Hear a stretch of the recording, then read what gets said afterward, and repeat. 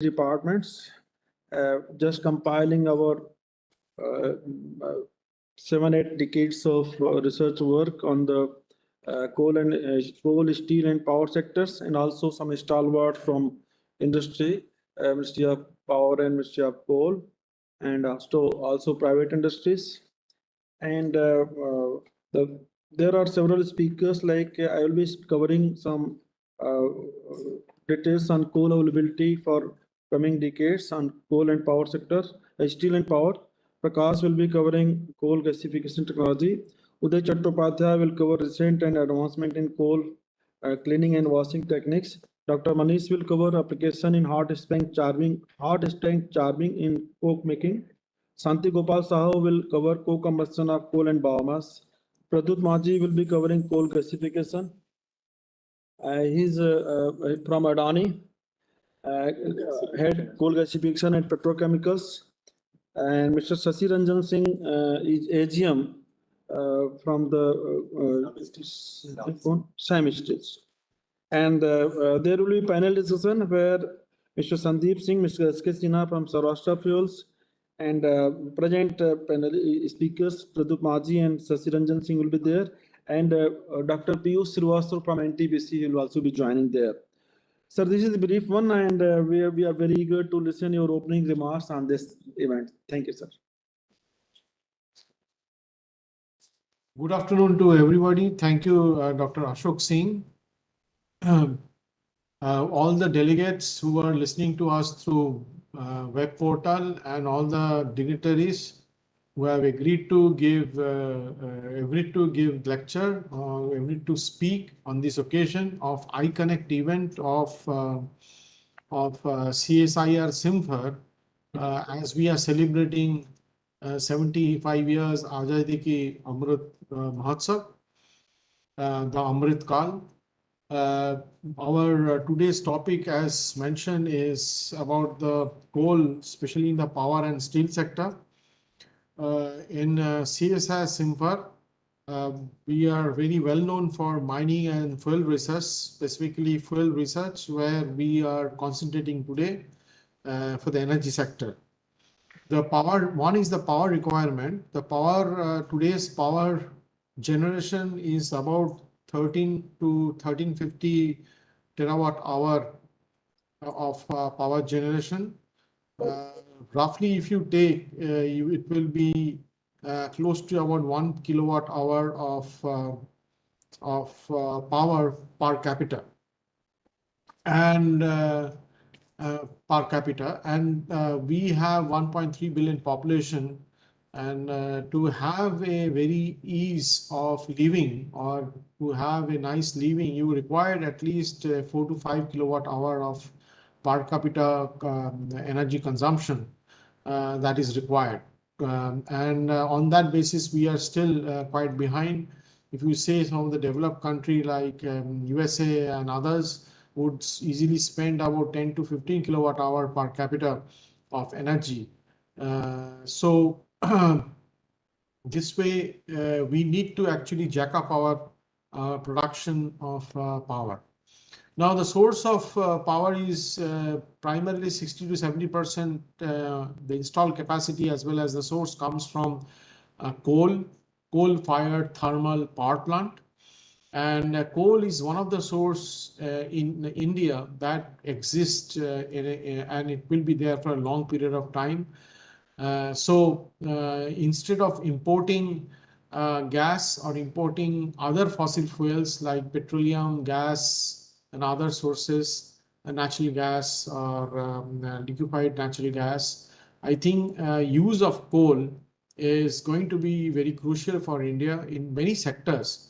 One is the power sector, the second is the steel sector, coal carbonization, coal gasification for generate many important chemicals, which is feedstock for starting off many of the processes in polymer industry.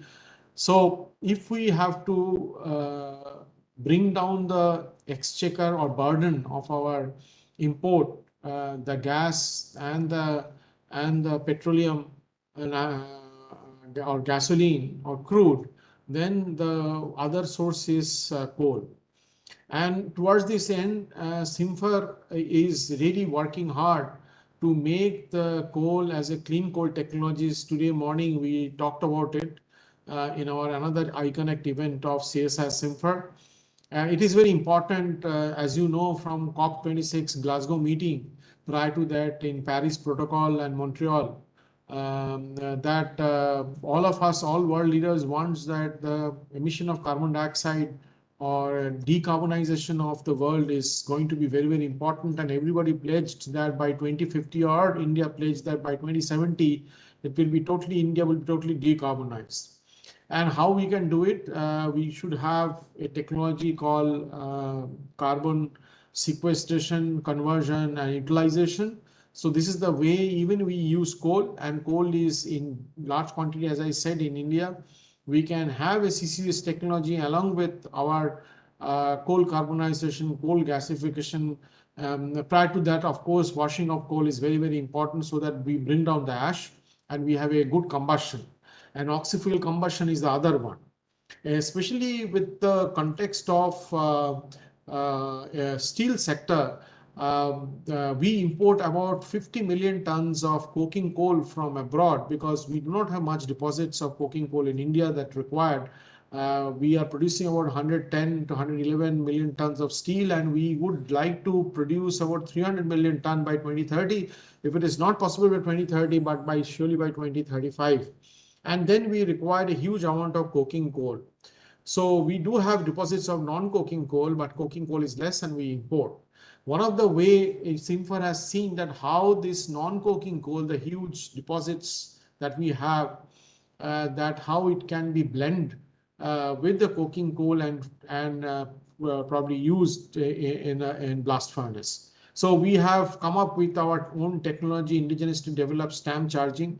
Most of the steel plant today work on the employed stamp charging, or hot stamp charging is the other one, which is much more beneficial compared to the stamp charging, where you can blend as high as 30 to 40% of non-coking coal with the coking coal and use it to produce coking coal and use it in the blast furnace. So some of the plant, of course, in this sector is still operating on top charging, and they should be converted to stamp charging. And I'm happy to tell all of you that CSI Simfer has already working with KIOCL to convert their top charge to stamp charge, and we will be happy to work with also SAIL to do the same.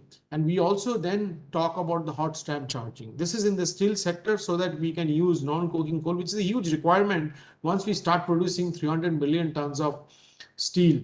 And you require about 800 million tons of iron ore, and then you can estimate then how much we require for reduction of iron ore by using coke or coal.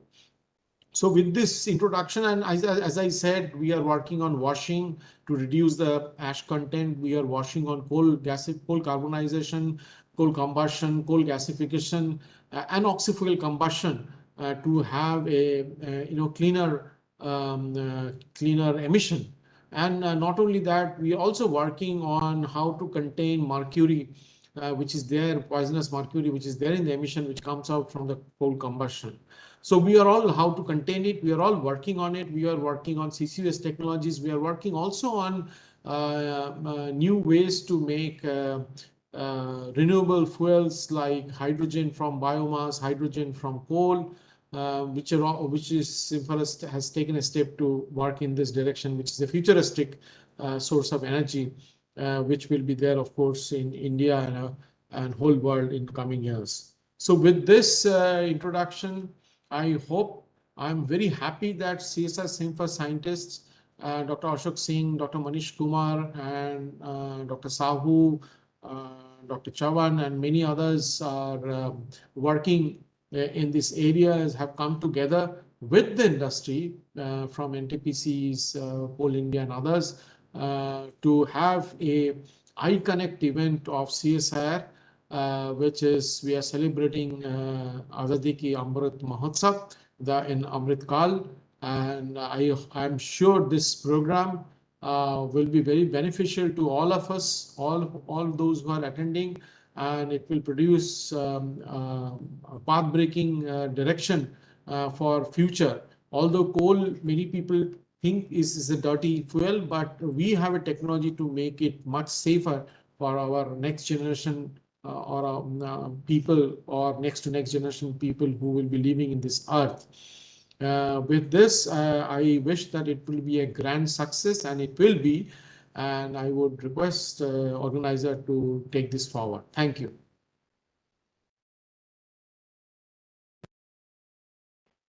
Thank you, sir. Thank you very much for this inaugural speech. Now we'll start the presentations. So first, I'd like to invite Dr. Ashok Kumar Singh, Head RQA and Chief Scientist CSIR Simfer, to give his presentation. His presentation will be on utilization and availability of coal in power and steel industries. Dr. Ashok, please.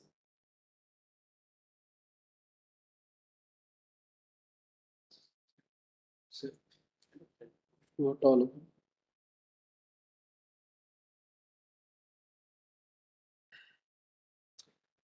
Namaskar सभी लोगों को.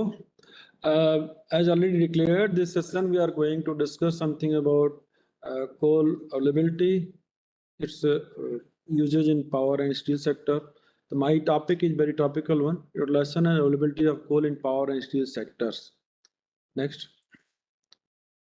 This is a broad outline I'll be covering. I have to be very brief. Within 10 minutes, I have to finish entire thing. Next. Here, what is coal? As most of the you are available, are you aware that coal is a stratified sedimentary rock, and this is a type of organic sediment. The variety of coal varies from peat to anthracite, and we have diverse utilization avenues from every type of coal and its precursors. Next. To make 1 meter of thick coal, it takes around 20 meter of plant materials, which undergoes geochemical and biochemical and geochemical phases, and in millions of years we get coal. The hard coal, black coal that we get, that takes millions of years to produce this from plant material. This can be of drift origin, or this can be of in situ origin. Next. Here again, we have a brief summary has been given how the physically peat to anthracite looks in case you take the sample in hand, from very friable to very compact one up to anthracite. Then you can see calorific value of fixed carbon and elemental carbon goes on increasing from peat to anthracite, while moisture, volatile matter, and oxygen will go on reducing when rank increases. So there are diverse usages. Lignite is mainly used for thermoelectric systems, and there is about 30% bituminous coal, sub-bituminous coal, that is also thermal and other power industries. 52% bituminous coal is partly higher rank coal is used for steel making and mostly goes to power plant. And anthracite has very limited scope, but in India it is not available. Or this is also used for steel making and other carbon artifact and water filters, etc. Next. Here can global scenario, you can see thermal coal globally it is currently used about 30% of coal, but by 2040 it will be around 22% only. And coking coal, that is very scarce commodity globally, that is used only for steel industry. That has to be, in fact. Next. This you can see the national scenario in half of Indian subcontinent. I mean, Damodar Valley, Koel, Sonpur, Son Valley, Mahanadi, and many other coal basins are there. Coal is deposited only these zones, and this is distributed to power and steel sectors scattered in entire India through our railway network. And some of the coal is imported by importing agencies through sea route from Indonesia, Australia, Africa, and USA, and Mozambique. That I'll be covering later on. But most of the coal available in India are of thermal nature, non-coking coal, and we have more than 300 years sufficiency of thermal coal for our power plants. While for coking coal, we have around 50 to 60 years coal reserve at present rate of mining and production and consumption. Next. Here, the brief summary, this is taken from the national policies, Government of India. There are huge demand supply gap of coking coal. Indian domestic reserves are inadequate to meet the demand. Domestic raw and vast coking coal production during last few years has been around 50 million ton per annum and 5 million ton per annum. Whereas import of coking coal is around 50 to 53 million ton per annum. Increase in the domestic steel demand. At the same time, we can see National Steel Policy 2017 indicates to achieve the steel making capacity of 300 million ton per annum. That will be mostly 181 million ton through blast root furnace by 2030. We need to have around 170 million tons of coal, which is not available easily in our country, but mostly we have to depend on import. Currently, we are importing around 70% of coking coal from foreign countries, and 20 to 30% indigenous coal is used directly or indirectly, mostly in blends. And import of the coking coal is expected to reach around 58 million tons and next year itself. Next. You can see there are around 35 billion tons of coal reserves in India. Out of that, 20 billion tons are proved, and the remaining 15 billion tons are indicated inferred, which will be gradually converted to proved reserves through better exploration strategies. Next. In India, most of the coking coal is produced from Jharkhand state itself. Around 53 million ton of coal in the financial year 2020 was produced from our local mines. This includes SAIL, Coal India, Tata Steel, and other small agencies itself. Next. There is a mission mode from Government of India for steel sectors, where they have enumerated some points. Coking coal is the mainly used in manufacturing of steel through blast furnace route. Still, we have to encourage Corex, smelt, and other process to make steel from using low-rank coals. And the coal, Indian scenario as content is around 18 to 49%, which is not directly usable for steel industry. Therefore, coking coal has to be washed up to the level of less than 18% as, and this has to be blended with imported coal, generally 8 to 9% as content. And this has to be used for blast furnace. Estimated capacity of steel production in India in the financial year 2021 was 131 million ton, of which 65 million ton is through blast furnace route. As per National Steel Policy, targeted steel production by financial year 29-30, it will be around 300 million tons, and this will require 181 million tons through blast furnace route. Next. Import figure, you can see mostly we are importing coal from Indonesia, Australia, and South Africa. This figure was very low in past years, but due to some sudden demand in the power sector and also inundation of coal mines, we could not produce the coal as per desired requirement. So most of the industries tried to import, but still they are not able to import due to very high cost of imported coals. Next. Crude steel production, you can see this was around 138 billion tons in the year 2019, but by the year 2030, it will be around 300 million tons. So this needs a huge amount of coking coal, for which national policies have to revolve around the things, how to make the shortfalls anyhow through our production or through high-level techniques and through import. The import has to be minimized. So there comes the role of SIMPER and other R&D institutes, how to make the best use of our Indian resources and how to produce much of the coal from our open mines. Next. Coal India is working hard to defend how to minimize the gaps in shortfall of coking and thermal coals, and they have planned to erect some washeries. 9 washeries they are planning to bring very shortly, whose capacity will be around 20, is currently 23, it will be reaching up to 30 million tons per annum. And they are also going to have another set of washeries for cooking thermal coals. And they have increased coal production, and which reached around 52 million tons in the year 22, which was around 15% higher as per previous year. So national policy as well as Coal India and steel sector, they are working neck to neck, and we are able to cope up with the shortage of the coal for steel sector. Next. Coal India is also going to allot some mines to power sector.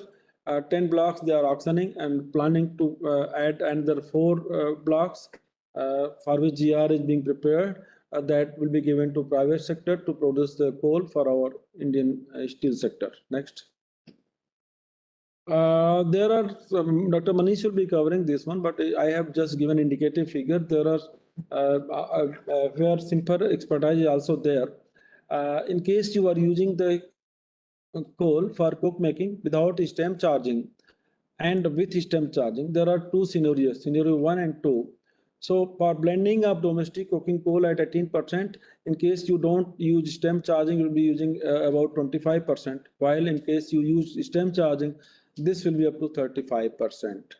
So for producing 181 million steel through blast furnace route by financial year 2030, as per the National Steel Policy, about 160 million ton coking coal of 10 to 11% would be required. The demand for a domestic coking coal would depend on whether stem charging technology is being used before feeding coal into coke oven or not, for which simple technology is very much appreciated nationally, and most likely Simper will have to play a greater role in this sector. Next. Here you can say the in scenario 1 and scenario 2. In scenario 2, there will be gap of coal about 31 million tons. So this proves through national policy also that stem charging has to be encouraged to minimize the shortfall of the coking coals. Next. Here you can see total. Now we are discussing about power generation scenarios. There is around 150 1,500 billion megawatt units of coal electricity produced. And here in the red figure, you can see during COVID period, there was not considerable growth. In fact, it was sometimes it was minus in the 2020-21. But in the current fiscal year, this has again increased 7.96%. Next. You can see here the brief summary. Central government sectors is around 25%, state sector around 26%, and private sector is around 50% of the contribution of electricity. Next. You can install capacity is around 58% on the total. Next. You can see the demand supply gap of the coal, and also the need of the coal for coking in steel sector in coming years up to 29 to 30. You can see there is huge demand of the coal for coking thermal coals, for which we have to do judicious mining and also washability and other development of other scientific techniques, so that we can produce electricity and steel through our own available resources. Next. Thank you.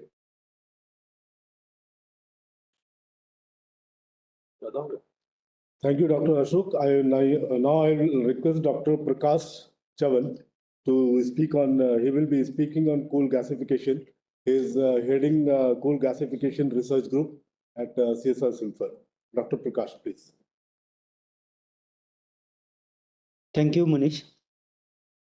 Good afternoon to all. Honorable Director Simper, speakers from other organizations, seniors and audience. In the previous presentation, we have seen the role of coal in our economy, mainly towards power generation for steel sector, as well as other applications also. But definitely we need to think about environmental effects of the coal utilization through conventional routes. So when we search something alternate ways to utilize coal, because our dependency definitely it will in future also it will remain on coal. There is no any ambiguity because we have abundant quantity of coal as a resource, and to fulfill several requirements, dependency will be definitely on coal. So how to proceed further? So better option is uh, through gasification route, as gasification have added advantages mainly in relation with environmental aspects. So gasification we need to utilize to fulfill majority of the requirements, including power as well as steel sector, liquid fuel generation, and fertilizer, chemicals, so that dual benefits we can get. On one hand, environmental benefits as well as economic benefits, because to fulfill several requirements, we are now importing either natural gas or petroleum crude uh, to fulfill our majority of the requirements.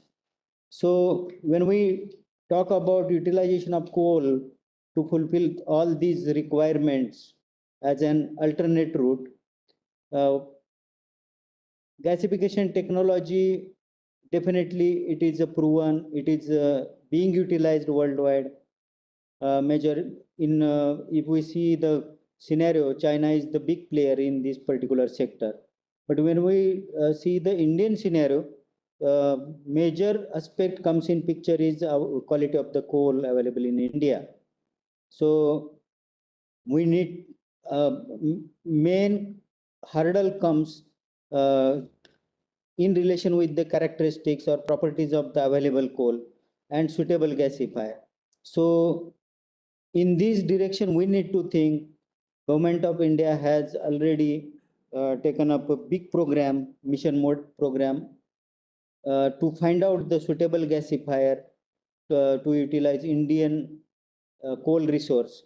So when we talk about the suitable gasifier or utilization of gasifier for available resource, we need to think three important aspects. One is characteristics of the feedstock. Technology, suitable technology means device is needed to convert the or to conduct the gasification, and simultaneously operational philosophy, because when if we see the it is very crucial part.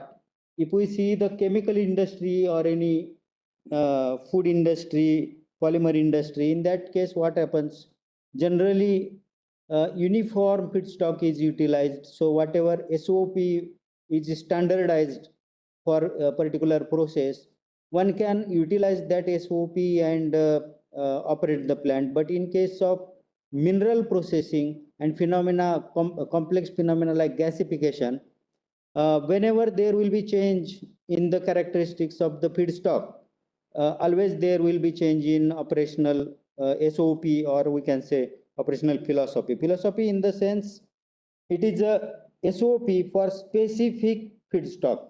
It will not be versatile, or it cannot be standard operating procedure, means SOP. So it will always depend on the characteristics of the particular feedstock. So this particular triangle we need to take into consideration while selecting a particular technology or developing particular suitable technology according to the feedstock. So feed material characteristics, accordingly suitable technology, and suitable operational philosophy. These are the important aspects for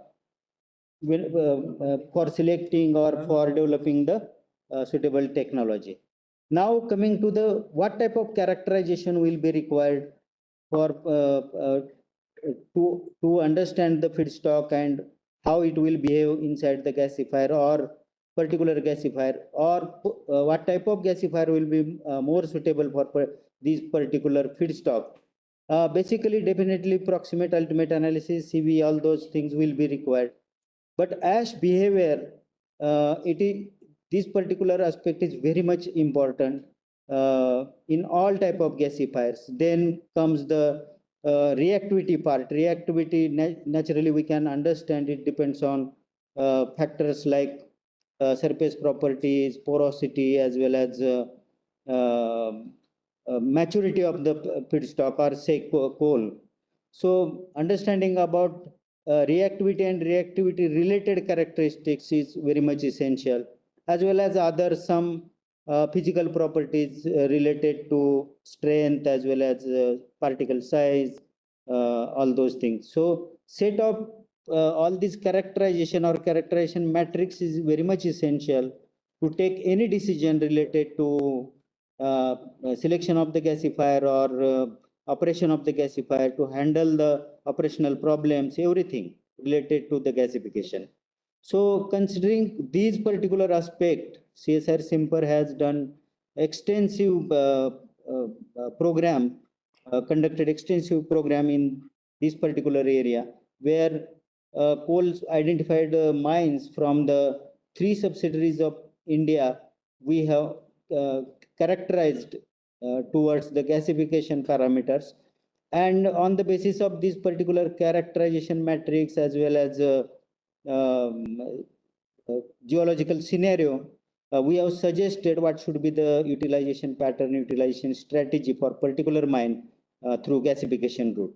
And on the basis of this particular outcome, Government of India has decided further plans or strategy for implementation of the gasification at different locations. Just we will go through the technologies, means how it will be, we can relate it with the characteristics, because basically there are 3 technologies. We will not go in detail about all this technical part, but just for further discussion point of view, we will see the key elements or key components of the types of gasifier. Basically, fixed bed, fluidized bed, entry and flow, these 3 categories are there depending upon the certain characteristics only, or we can say suitability for particular feedstock only. In case of fixed bed or entry and flow, definitely there are limitations related to ash percentage or certain characteristics of the ash, as well as particle size. So certain limitations definitely will comes in picture. So fluidized bed gasifier, which is comparatively more attractive, or we can say suitable to handle specifically Indian coal. So we need to concentrate on this particular aspect. But it is not commercially proven technologies are not available under this particular category. Fortunately, entry and flow technology is tested well at commercial level worldwide. Fixed bed is also tested at different locations, including India at Jindal, JSPL, Angul. But fluidized bed is not tested. It is in, we can say, at developing stage. So how to proceed further in Indian scenario? So definitely entry and flow, which is proven, we can adopt, but at certain locations only where low ash coal is available. We can directly go for gasification through entry and flow gasifier, as well as we can go for utilization of other resources, other coal resources from high ash, where high ash coal is available, either by washing or by blending with low ash feedstock. So definitely entry and flow or fixed bed gasifier technology we can utilize through either by washing or blending route, but it will add capex, opex, as well as other complexities. So to utilize available coal, high ash coal specifically, directly without requiring any pre-processing, much pre-processing like washing, blending, fluidized bed is definitely required. So keeping in mind these aspects, Government of India has decided 2 routes. One using entrant flow gasifier implementation as it is at different locations, specifically in West Bengal area or ECL area where lowest coal reserves are available. At certain places at ACCL also, at we can say Mahamaya and all those regions where entrant flow gasifier can be directly installed and available resources can be utilized. But for other resources, Government of India has decided development of indigenous fluidized bed gasification technology. This is, we can say, the important part in Indian context. So in line with the Government of India's program, Simpare has also is executing the gasification related mode activities where development of fluidized bed gasifier as well as gasification potential mapping, utilization of syngas for methanol generation. These three targets are there. Accordingly, we have developed fluidized bed gasification technology 2 years back. We have tested coal resource from several mines of the India, mainly high ash containing coal. We have achieved a very attractive syngas composition as well as yield and carbon conversion in this particular facility. And now our target is to utilize coal from other resources as well as blends with the biomass and other resources also. So another important activity is to utilize the syngas for methanol generation, development of pilot scale facility for syngas to methanol, syngas mainly generated in the already developed fluidized bed gasification facility will be utilized. This particular development is under process, including catalyst developed at Simper as well as other CSIR laboratories and other certain modules also, catalyst for other modules also, including syngas conditioning, syngas ultra, we can say purification stage. So these activities are in process at Simfer. Now coming to the what should be the strategy further to take this development at field or at commercial scale. We need to understand the certain aspects when we take any new development into the field. These particular important aspects already we have covered, including risk and failure analysis. What type of risk factors are there? Our earlier experience in India at different locations, mainly fertilizer industry, where we have tried to utilize Indian resource through gasification for fertilizer generation, where organizations have closed those facilities due to certain aspects. So these aspects also we have taken into consideration. And accordingly, we have suggested two options because it is very difficult. Nobody will accept newly developed technology directly for utilization into the field. So how to minimize the risk and to utilize this development? We have suggested two routes by minimizing the risk factors.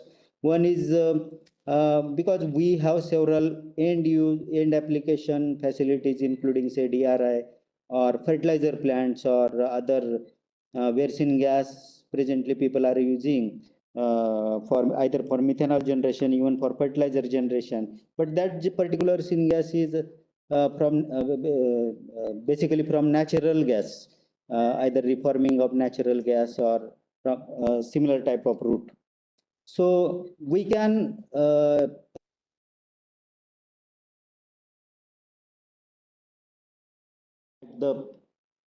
at that particular location, we can retrofit smaller capacity gasifier having 200, 300 TPD capacity, and generated syngas we can feed to the existing facility so that we can minimize the capex opex requirement as well as another risk factors related to establishing the gasifier, because several time modifications or startup shutdown will be definitely required. So that type of risk we can take just by investing the for single gasifier at that location. Or another option is dedicated gasification complex development, where definitely we need to build entire complex, including gasification, pre-processing, downstream syngas utilization modules, where capex will be definitely more, but we can get more freedom to play with the in order to establish the gasifier, as well as to modify to get to maximize the efficiency as well as availability of the gasifier. So these two options are there. Due to shortage of time, we cannot discuss much these particular aspects. And I think we have suggested these particular routes to different industries, as well as Niti Aayog, Coal India, and accordingly people are moving forward. But at this stage, we can say it is a crucial period where expertise from R&D organization like SIMPAR, as well as industries, developing industries, engineering houses. So involvement of all these stakeholders is very much essential.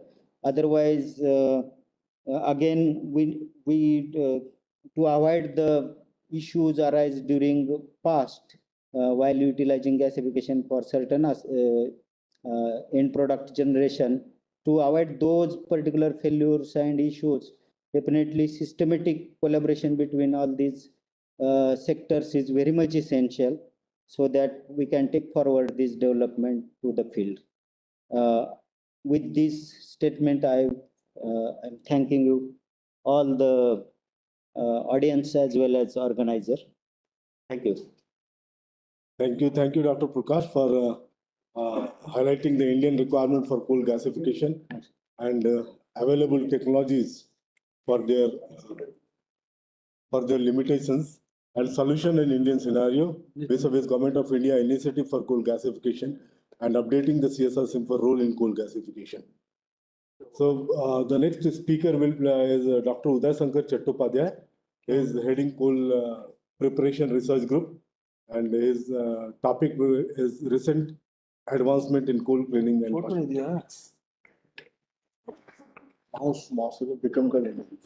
So Dr. Uday, please. उदय जी यहाँ आ जाइए.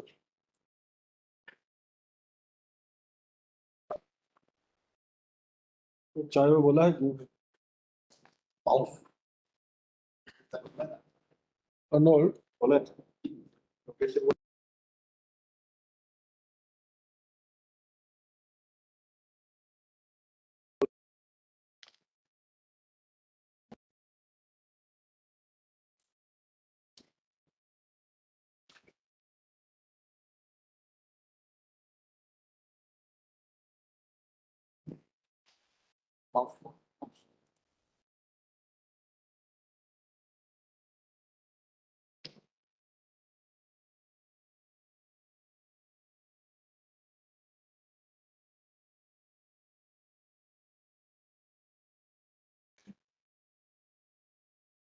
Good afternoon, respected director, sir, all the audience, my dear colleagues, ladies and gentlemen. This is a topic, this recent and advancement in coal cleaning and washing technique. So, see this national, first of all, I will cover the coking coal sector, then non-coking coal, and finally our commitment, or as a coal and mineral processing division, SIMPAR, what is our commitment, we will discuss. This is National Steel Policy 2030. It's a 300 million ton steel target productions.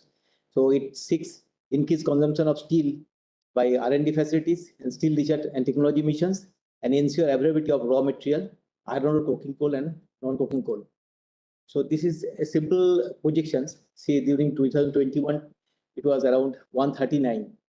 That and in the PF route, it should be around 181. I think Dr. Ashok Singh already explained this thing.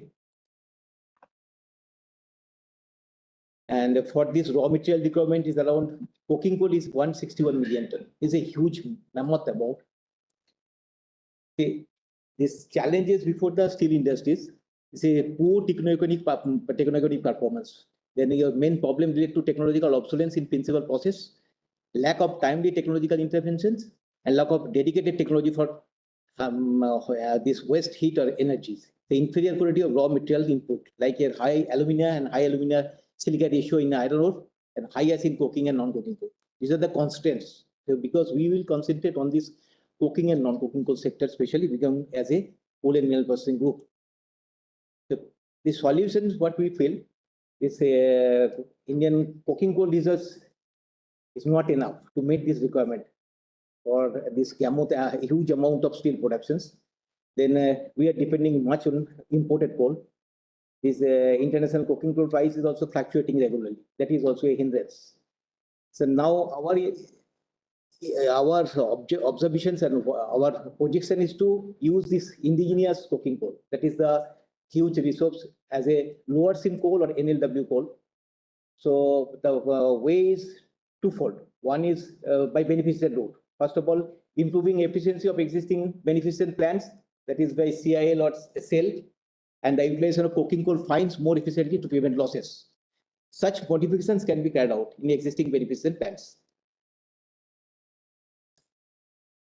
Then this characterization lower seam coals. This is high as low volatile metal content, high maturity, difficult to wash, and high NGM at desired specific gravity of card. NGM is the near gravity material. This basic problem which we are facing present day washer is this is deterioration in the feed quality, inadequate and irregular supply, depletion of upper seam coal, and dependence of other sources. See, this is the characteristics difficult to wash coal. High raw coal as is 35 to 50%. It is a huge amount. Presently, they are about W4 and W6 range. Then high maturity, RO is around 1.27. Low volatile matter and high net night content. There is poor washability potential. So this existing beneficent product, two product versatility is about 70 to 75% with 40 to 45% as with no market outlet. And in three product, it is LVCC requires a disposal of 20% rejects, 50% middling with 41% as there is no market value. So naturally, existing washer is yellow. This central washer is facing this type of problem, deterioration in the feed quality. This is the upper seam coal is now already exhausted, so we are depending on much on the lower seam coals. So feed quality automatically deteriorated. Then inadequate because the design was based upon the upper seam coal only. Then inadequate and irregular supply, depletion of upper seam coal, and dependence on other sources.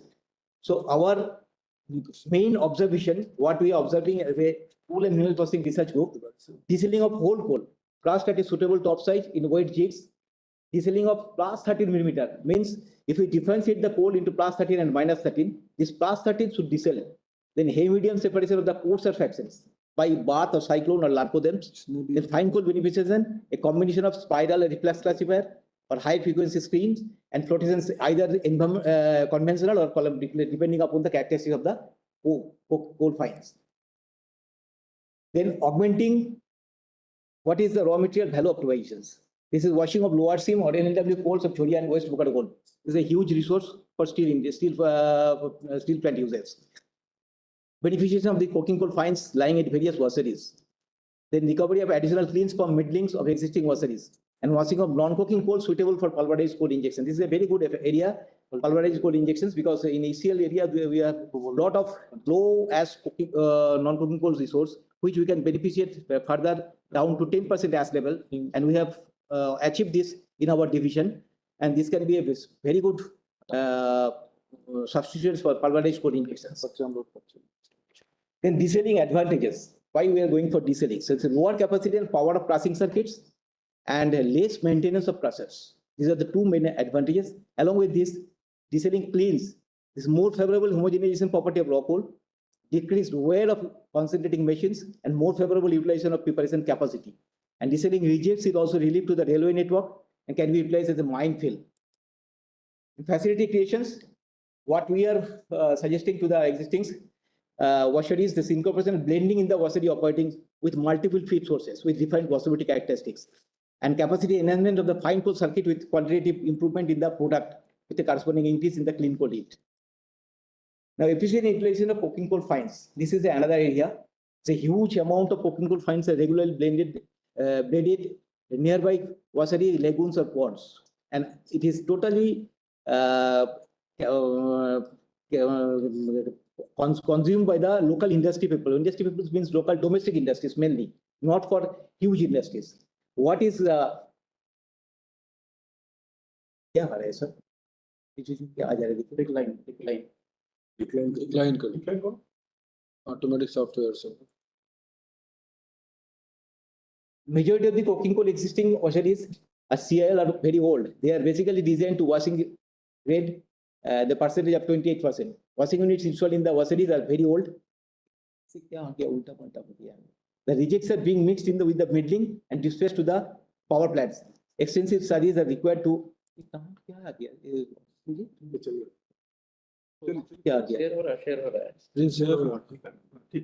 ऊपर में है तो आप नहीं ये keyboard से कर ठीक है ठीक नहीं हम पहले वाले जो हम थे उसमें तो ना उनको दे दो सब क्यों हिट जा रहा है क्यों? विक्रम का साम्राज्य नहीं आ रहा है क्यों? एरो से करो स्केप करके फिर से करो तो अभी आता है. This increased percentage of -0.5 due to increased mine mechanism and change in coal characteristics. Coking coal fines can improve the major source of the clean coal.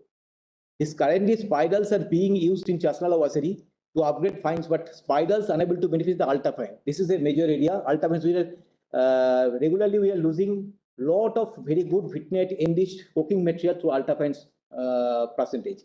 So flotation is the most efficient method to upgrade these such fines and guarantees the optimum recovery. So coal fines are normally enriched with vitrinite, which is the important component for coking propensity of the total cleans.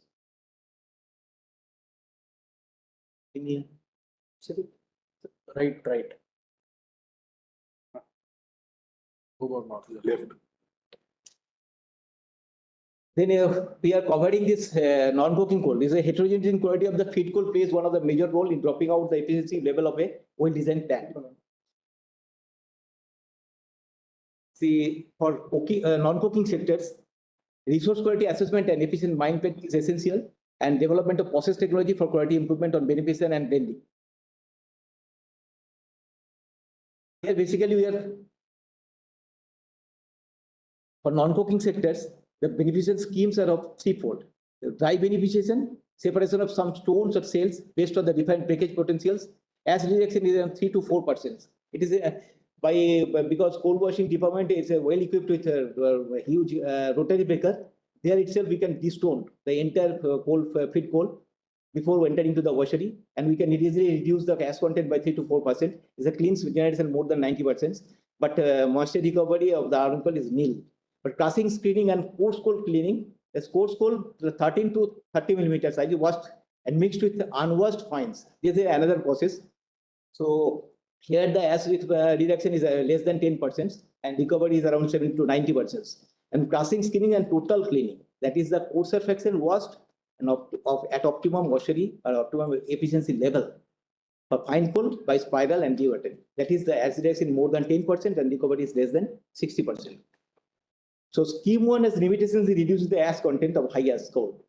Scheme 2 meets only the MOF mandate of overall ash and moisture, but fails in predicting the combustion quality of the product. And scheme 3, though involves a higher cost, can assure the product quality if optimum level if washing is maintained. The optimum beneficiation strategy, here is the beneficiation strategy focus on the prefixed overall ash limit, but on restricting the non-combustible to an optimally minimum level corresponding to the limiting quality parameters. The parameters are characteristics as value less than 50 to 55%. Why these characteristics as value? That I will tell you. Then heat value and petrochemical reactives. This less than 55% characteristics as here the petrochemical makeup is maximum optimum, where we are getting the maximum efficiency by burning coal. That is why it is the limiting ash value within 50 to 55%. Then probable beneficial scheme, this blending low ash imported coal with high ash indigenous coal, mixing finer fractions with cleans of coarser fraction, and mixing cleans of all fractions, that is whole coal.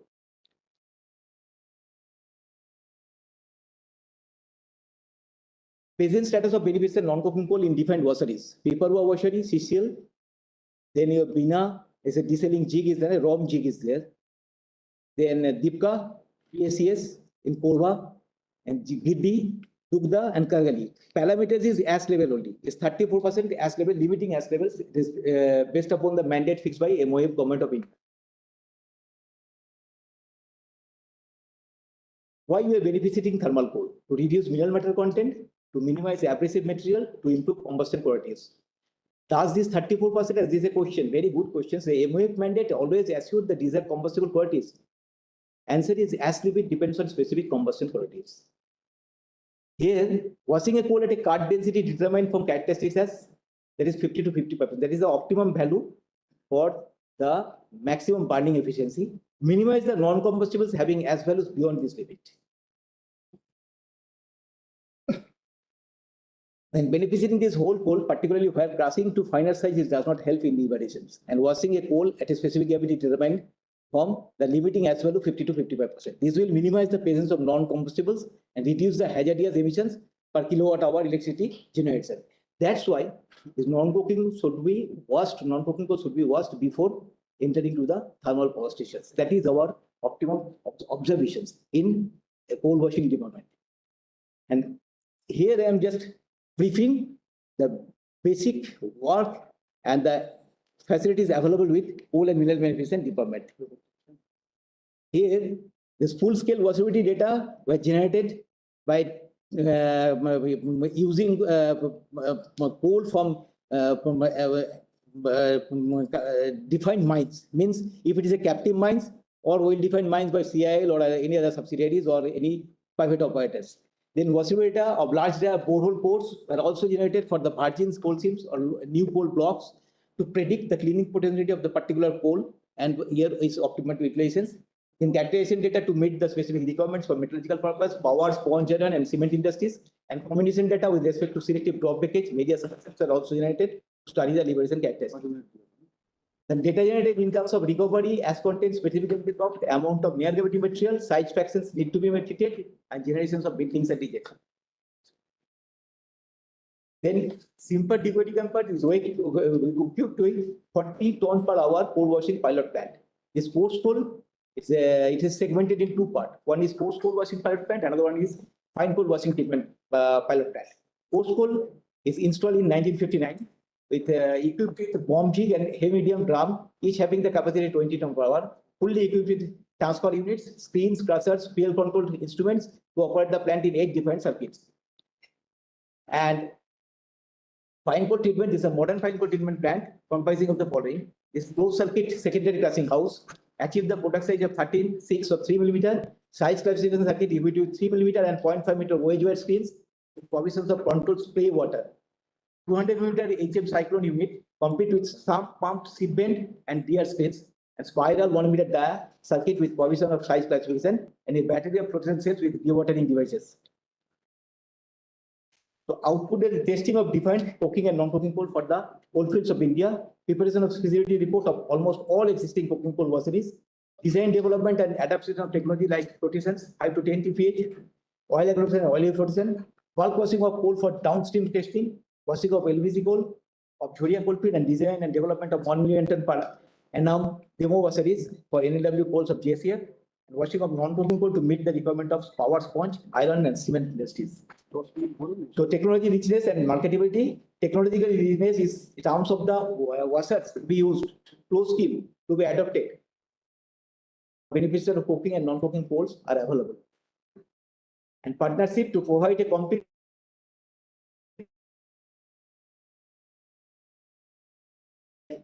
RD High-Tech Private Limited and Mrs. McCready Bharat Engineering Limited were signed, and if required, their services can be also taken. This is our coal washing pilot plant situated in Simpa Digwadi campus. Its capacity is 40 ton per hour. Now, based upon these findings, the conclusion is the Inferior quality, lower CIF or NLW coking coals of Joria and West Bokaro coalfield may be upgraded to the desired quality if coals are judiciously beneficiated. Beneficial coking coal finds lying in various washeries by adopting suitable technology.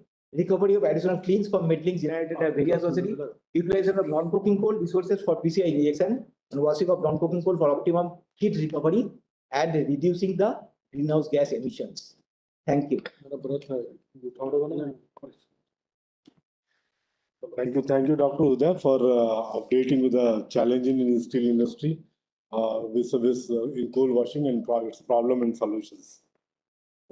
Now the next presentation. I will be giving the next presentation, Dr. Manish Kumar, regarding application of hot stamp charging in coke making.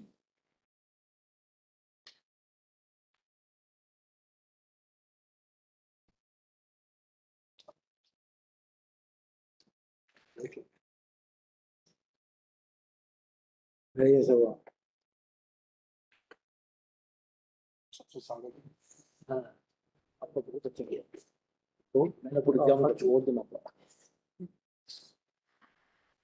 इतना short time में ठीक है, दिन पर नहीं कर सकते।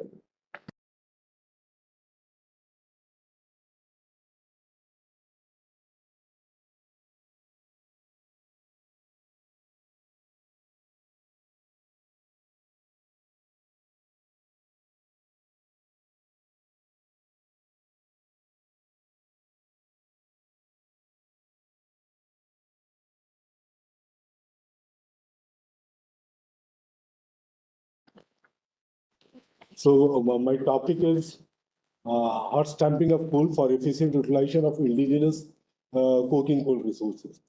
As what has been discussed, that it is very much required to we should utilize indigenous coking coal and even some non-coking coal for making coke. So CISA Simfer is already developed technology, stamp charging technology. This few pictures show the stages of development of this technology. That the first picture, what you are seeing, that non-recovery type pilot plant, it is of 250 kg capacity. It was initially installed with top charging facility having pusher car, and this could accommodate 250 tons of 200 kg of coal for making coke in this pilot oven. Now, afterward, the same pilot plant was utilized for installation of stamping system. As you can see, the same coke ovens are same. We are having three ovens, pilot scale oven and one pusher car, and the same system.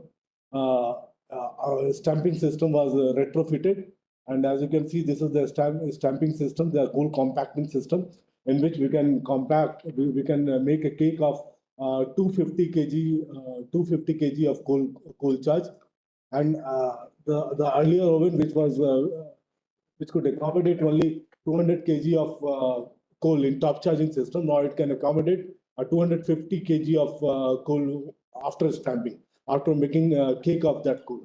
Basically, the stamp charging system is that we increase the bulk density of coal being charged, because from top charging we can achieve about bulk density of 750 kg per meter cube of coal.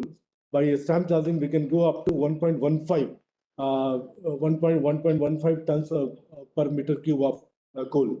But stamping up to that level does not solve the problem. It is a problem. It becomes problematic during coke making.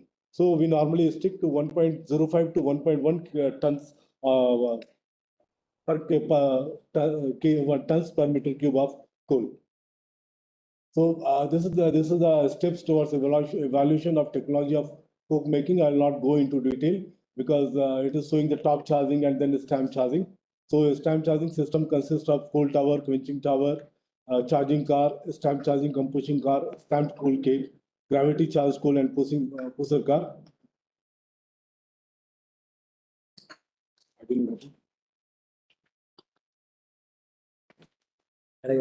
हो गया ना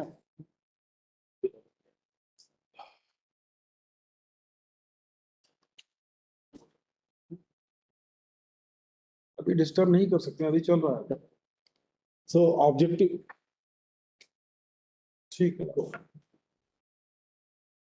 so objective of hot stamping of coal is basically to utilize to study the utilization of inferior quality of coking coal and even non-coking coal, low volatile matter coking coal, heat affected coal for coke making. So we have already done this study up to bench scale, and we are in the process of doing the same study in pilot scale. So basically, the methodology behind this is preheat the coal to its tarification temperature.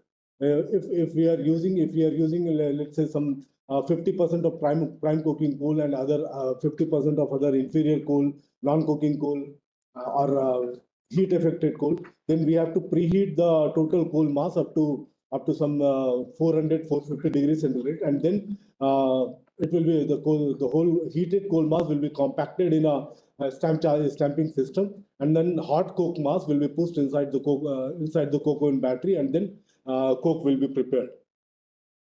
So basically, what the challenges we are having, that we are having very average coke rate we are having average coke rate in blast furnace, Indian blast furnace is 507 kg per ton of hot metal, and present coke demand is 70 million ton, and projected coal demand in 2030 will be 152 million ton.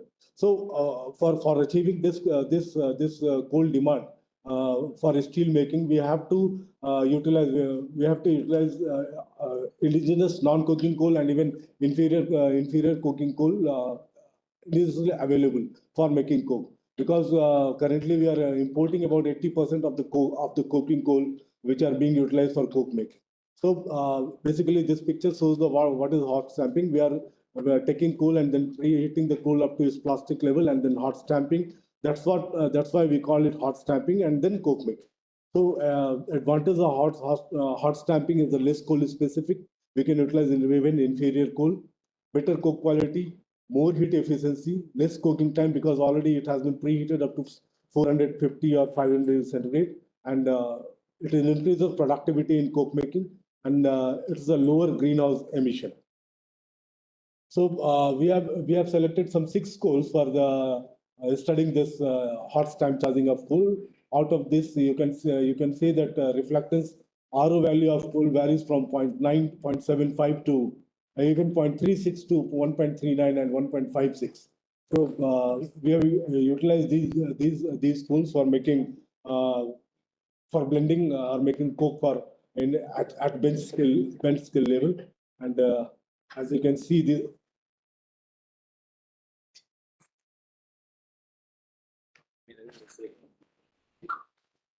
correct.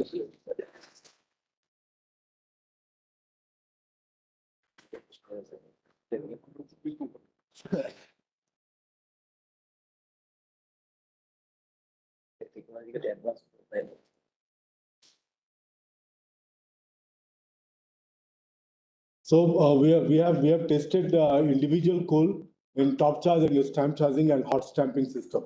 So as you can see that CSR value, the top charging coal, it was 64.4 and CRR is 22.5, and after simply stamping it was 75, and after in some of the coal it has gone up to CSR value has increased, and yeah, as you can see, even coal D was exactly a non-coking coal.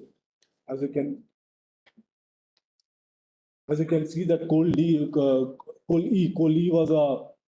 was having reflectance of 0.36 Indian non-coking coal, and coal D is having RO of 1.1. So while top charging it shows a CSR individually coal D only, while it shows CSR 17.45, and in the stamp charging it was 29, and while hot stamping it has become 39. So by these experiments we have seen the benefits of hot stamping, even over top charging and even over stamp charging. So properties of coke from single coal, as you can see that coal A, while top charging it was bulk density was 720, and bulk density, while after preheating and compaction, it became 825. For coal D, it was 779 in before compaction. That means before stamping, and after stamping, it became 846. So, result of coke from coal blend, as we can see, we have blended coal A and coal C, and CSR value you can see increase. You can see the increase in CSR from top charging to stamp charging and to hot stamping. It has increased. In top charging, it was 46.59, and hot stamping it has gone up to 66.94, which is very good in a bench scale level, in pilot scale, and even in commercial scale. This CSR value may go up to 70 also. So we can see the benefits of hot stamping over top charging and only stamp charging. So in blend 4, what you can see that coal A, coal C, and coal E has been used. Coal E is basically a non-coking coal, and even by using some 10% of this coal, we have achieved a CSR value of 57.04 by hot stamping. So what we can say that if we have achieved this much value in bench scale study, then in commercial scale it will go up to 64 and 65. So in conclusion, I may say that it is found that the combined action of preheating as well as stamp charging enhances the scope of incorporation of indigenous, inferior quality coal, and even non-coking coal. And it has been observed that in this process brings about a considerable improvement in the quality of coke oven, and poorly coking coals. Presumably, the improvements of the coke strength during the process are due to increase in bulk density and interrelation compaction of various coals at that particular temperature. So during preheating, before carbonization, the volatile matter releases slowly, which may lead to formation of plastic layer of adequate viscosity.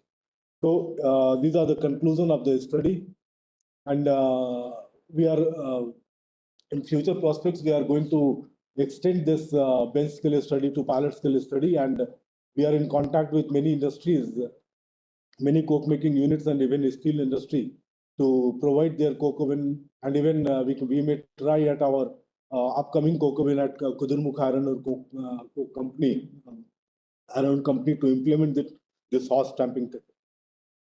Thank you. Thank you very much. Within time. Now I will invite Dr. Santi Gopal Sahu. He is heading coal combustion section at Simper Digwadi campus. He will be presenting on co-combustion of coal and biomass. Dr. Sahu, please. Speaker.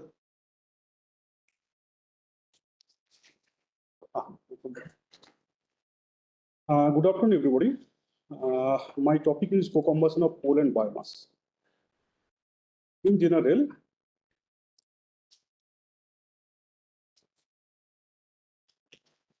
this is the energy scenario of India. In India, energy plays an important role in the economic development process. India is one of the promising country, and it's going very fast to sustain its economy 8 to 10% with proper attention towards environmental concern. In India, we are mainly primary dependents of energy, mainly fossil fuel, and nowadays we have to mainly work on renewable energy sources. And biomass-based energy production is also carbon neutral, and it reflects high promise in respect to present power generation. Nowadays, total installed capacity near about 4 lakh megawatt. This is the energy scenario as on till date, and out of which only 2.5% is mainly power generated from biomass. We have to increase this part. We are mainly dependent on about 50%. We are mainly dependent on coal. And in India, we have always there is a coal demand and supply gap. These are the options. How can we meet the demand and supply gaps? One option is import. Another option is blending of two coals. Another is minimizing the transmission loads. And we have to more dependence on to solar, wind, and nuclear energy. Another most important one is enhanced use of biomass for power production. Mainly about 50% of India's power generation comes from coal. It is expected that coal will continue to dominate the future power generation. However, in India nowadays, coal are mining high ash contents. That's why it causes serious environmental problems. And however, there are a number of challenges being faced by the Indian coal-based energy sector, particularly with reference to implementation of enough clean coal technology. Lots of clean coal technology is there, mainly coal blending and Oxy Fuel Combustion, chemical looping combustion. Co-combustion is the one of the another clean coal technology. Why co-combustion? Co-combustion is means combustion of coal with different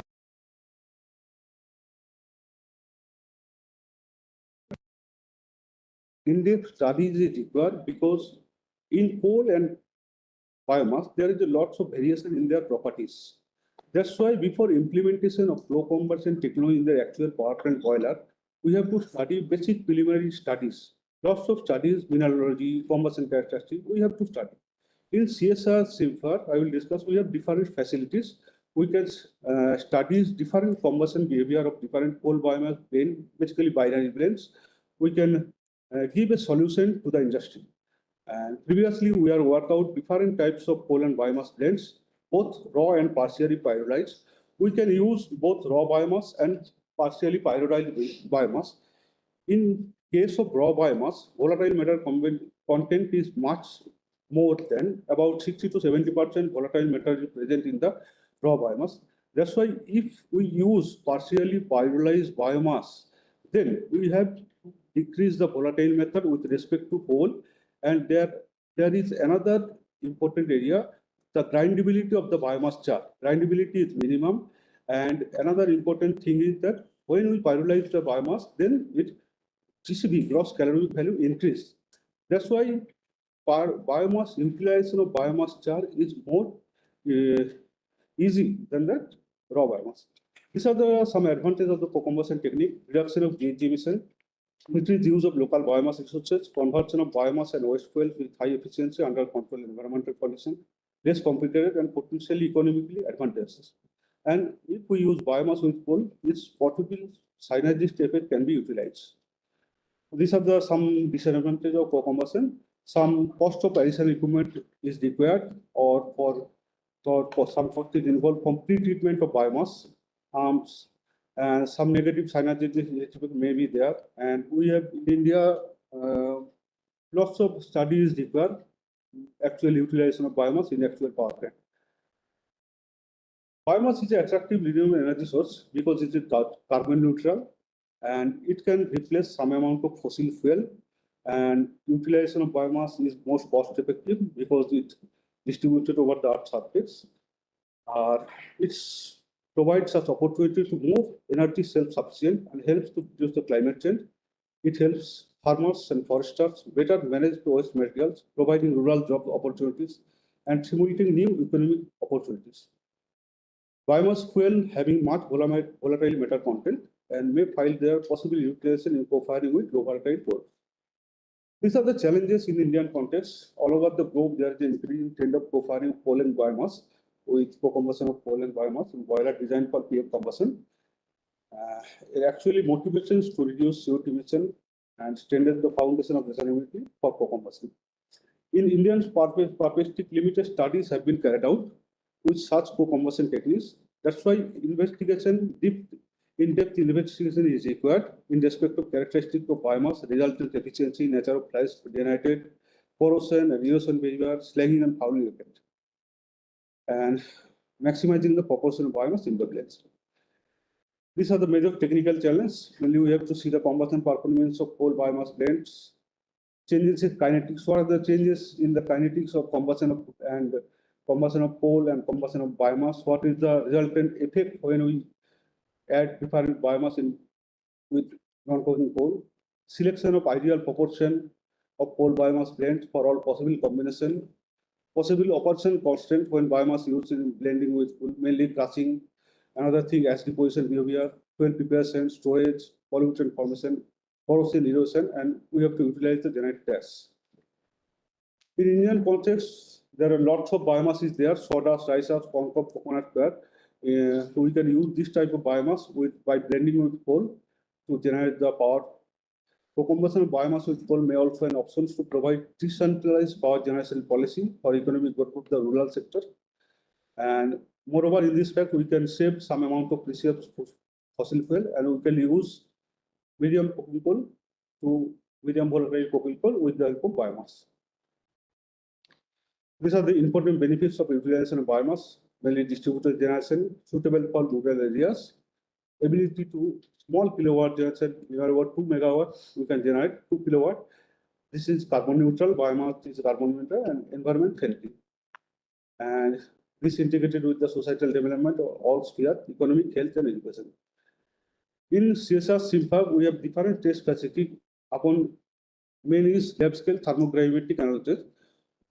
From TGA, we can study different coal blends, different coal biomass blends, and different biomass individually.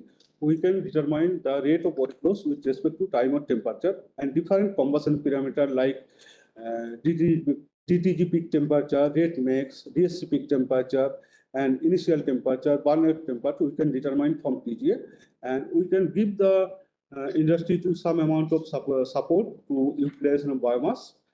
And another is drop tube furnace. This is a tubular furnace of capacity is 1 to 3 kg per hour.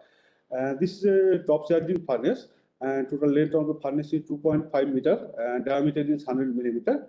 In this plant, its capacity is very low. That's why 5 kg to 10 kg sample is sufficient. We can study different types of coal biomass blend in this plant.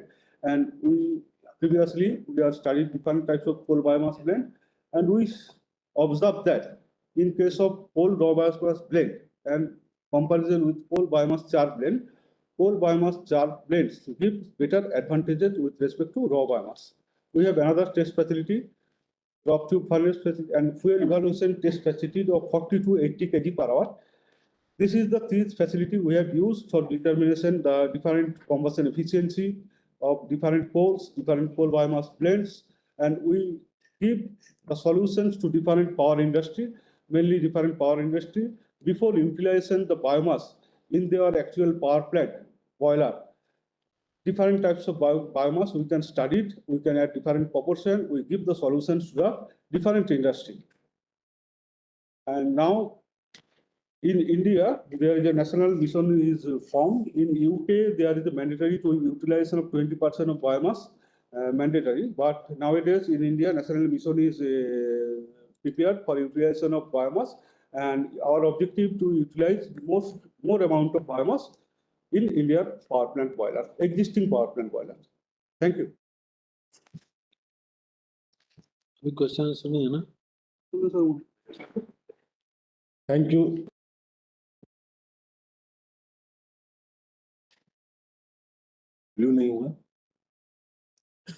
Thank you, Dr. Sahu, for updating the Indian scenario regarding coal utilization of coal and biomass, and updating the CSR SIMFAB capabilities over in providing solution to industry for coal and co-combustion of coal and biomass.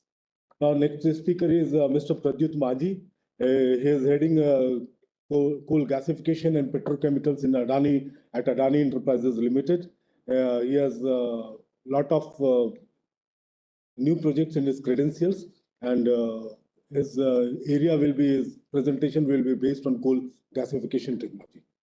Mr. Maji, please. Thank you, Dr. Monish. Can you hear me? Am I audible? Yes. Okay, so thank you very much, organizer,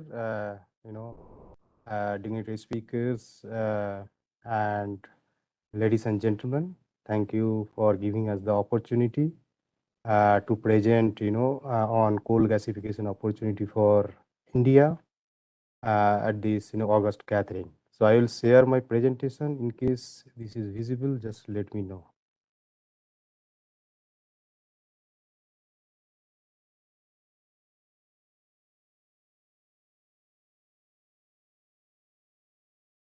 Is this visible? Yes, it is visible. Just get it into slide sharing mode. Slideshow mode. Yes, please. Thank you. Okay, so today I will just briefly discuss. I mean, we are already, crossed the time, so I will not take too much of time. So I think this has been covered though. So India is the opportunity. We don't have oil or gas. We have only coal, that too, high as coal. So only way to monetize that coal is, through gasification. So once you have gasification, that's CO and hydrogen molecules, then you can make whatever you think of. So whoever the country has the natural resources, be it shale gas in US or coal in China, so they have monetized that to make chemicals or steel to make, their country as Atmanirbhar, and they are the next exporting country, either the raw material or the product. So this is a glimpse of, how China is doing on the methanol. So if you see, almost 54% of the world methanol capacity by China, almost 48% they are running. And around 70% of the coal, all of the methanol in China from coal they are producing. And around 8.5 million ton methanol that goes for direct gasoline blending. And they have different type of blending. It is M15. When it is M15 means methanol 15%, 15%, and gasoline 85%. So they have M15, they have M20, M30, 35, M85, even M100, right? They're doing that. So these are the thing, and of course there are various other things they're doing, coal to ammonia, then urea, which culture, probably they will be coming up. Then they are also in, ethylene glycol projects. So coal gasification and then syngas, they're making ethylene glycols close to 2.5 million they're making. And also once you have methanol, apart from blending or chemical use, then methanol can be converted to olefin to make polymer, polypropylene, polyethylene. So almost 13 million ton of, methanol goes, 25% of China's total methanol production for, polymer production that may replace that, naphtha cracker requirement for the country. So from coal, you can directly make polymer. So what are the advantage? Definitely, if we go for this, coal gasification, so that will make you truly Atmanirbhar, because it will be indigenous production, 100% indigenous coal. So you are not dependent on any gas or oil. At the same time, your foreign exchange outgo will be drastically reduced. Self-reliance, of course, sustainable basis, you'll get your raw material to make product. And going forward, this coal gasification project, I mean, unlike power plant where you are putting air and will get diluted CO2 in the, they stack almost 15% CO2 and balance is, mostly nitrogen. So the capture and other thing is, difficult. But for coal gasification project, through rectisol or, the Selexol process, when you recover CO2, that CO2 is very, very pure form, almost 99.9%, which is we call capture ready.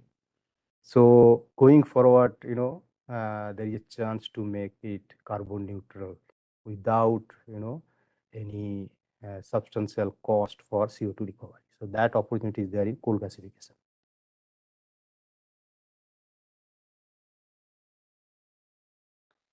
So this is a little history.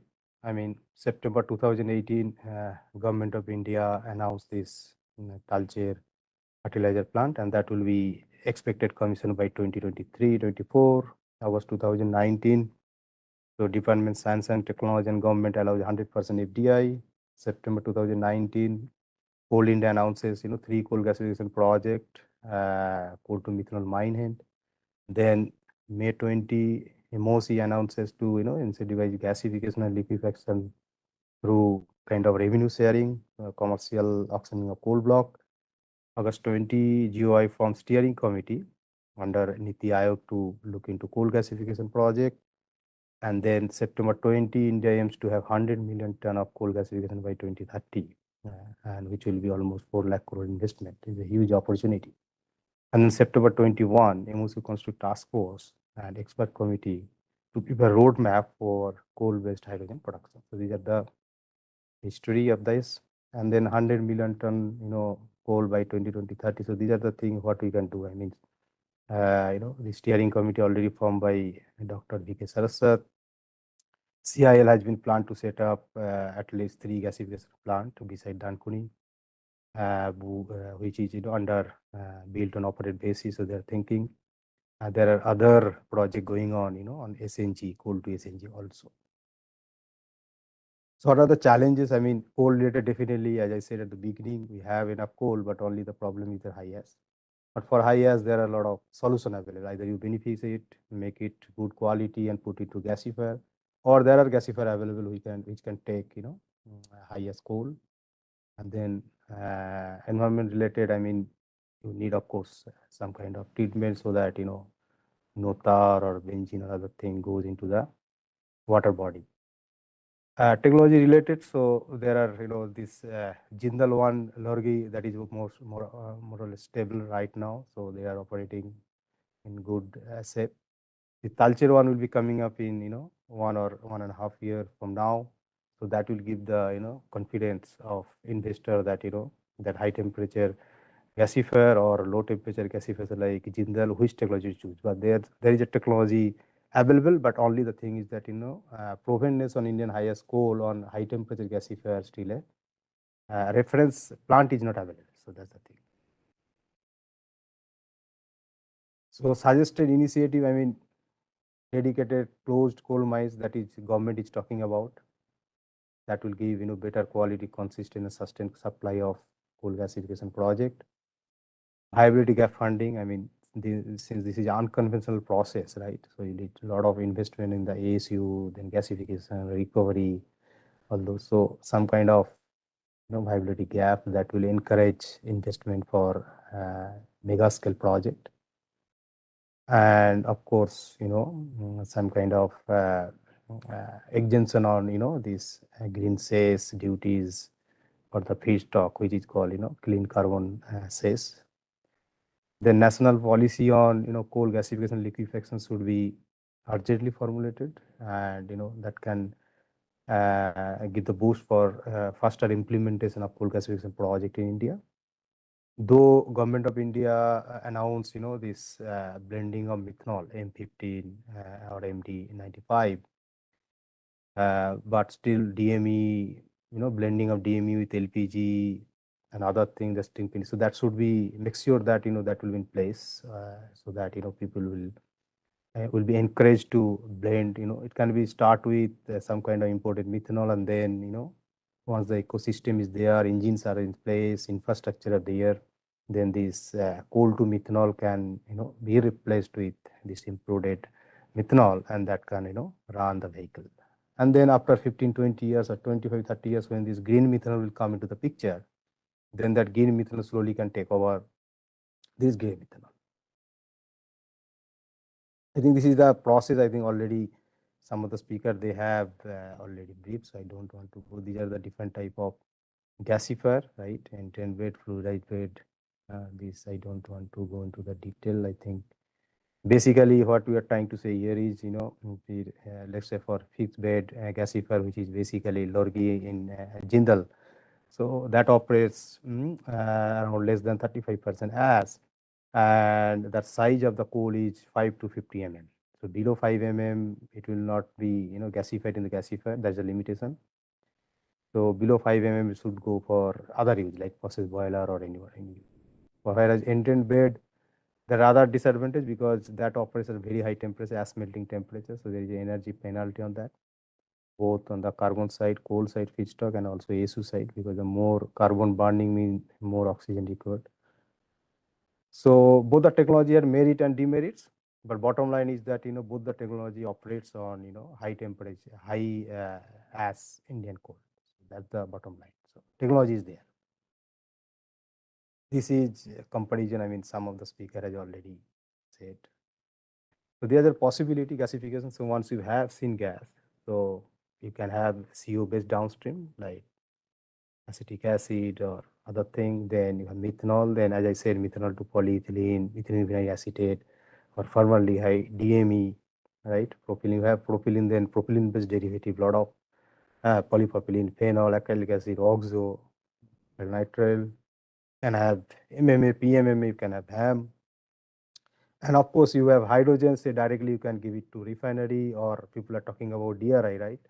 So you start with CO and hydrogen, you make steel, right? That can replace completely, eliminate the import of coking coal. And going forward, maybe again here in the steel plant, if you start with gasification and then come DRI plant, after 25, 30 or 35 years, you can completely replace with green hydrogen, right?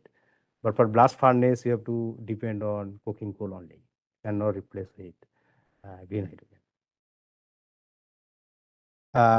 This is scenario methanol. I mean, these are the company GNFC, Deepak Fertilizer. Those are people, they are making methanol, very small quantity on imported LNG. But what we are trying to say here is there is a huge opportunity for methanol in India. So you can, of course, plan for coal to methanol. Immediately that we are importing close to 2 million ton of methanol that can be replaced.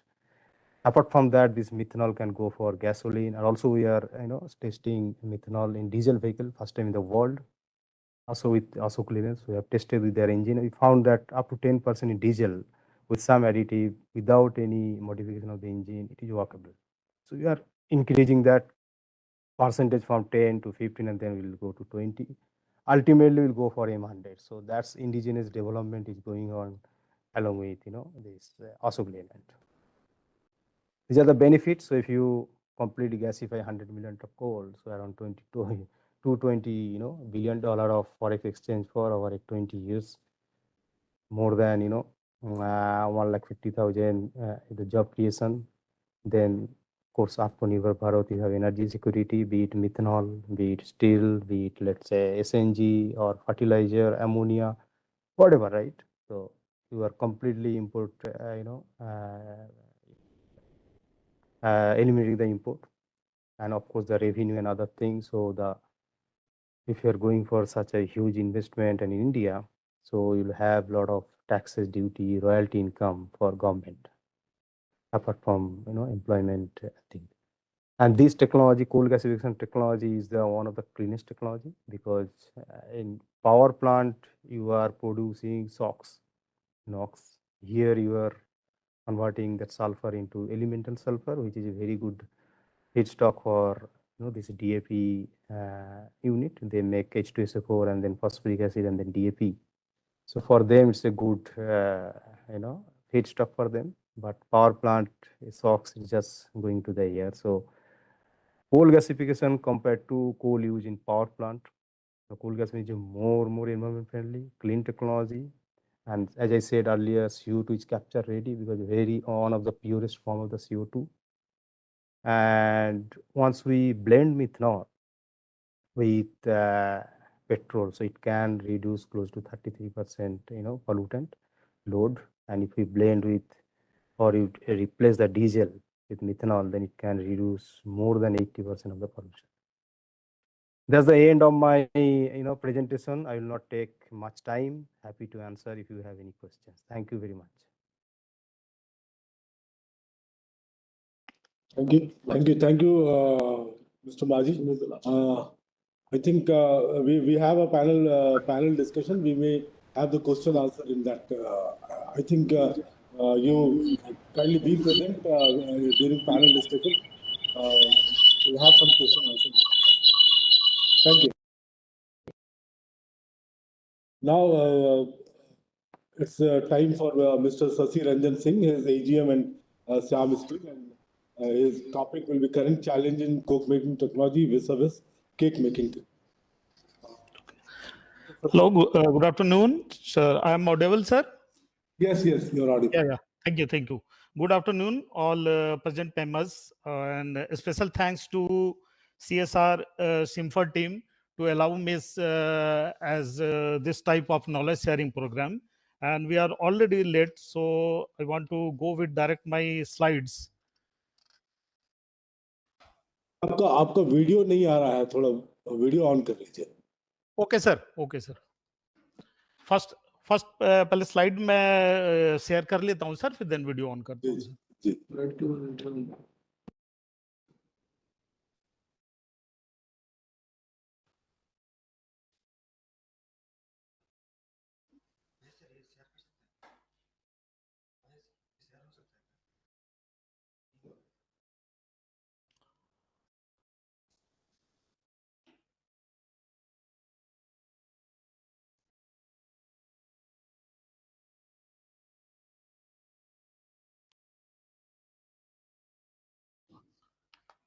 Sir slide देख पा रहे हैं sir? Hello, हाँ दिख रहा है, आप केवल स्लाइड शो मोड में कर लीजिए। सॉरी, वीडियो ऑन कर दे। प्रेजेंटेशन मोड में कर लीजिए इसको। F5 mode.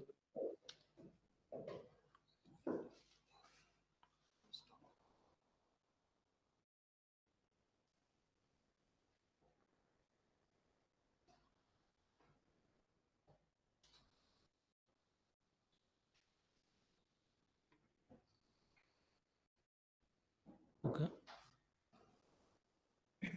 Okay. Yes. Sir, please.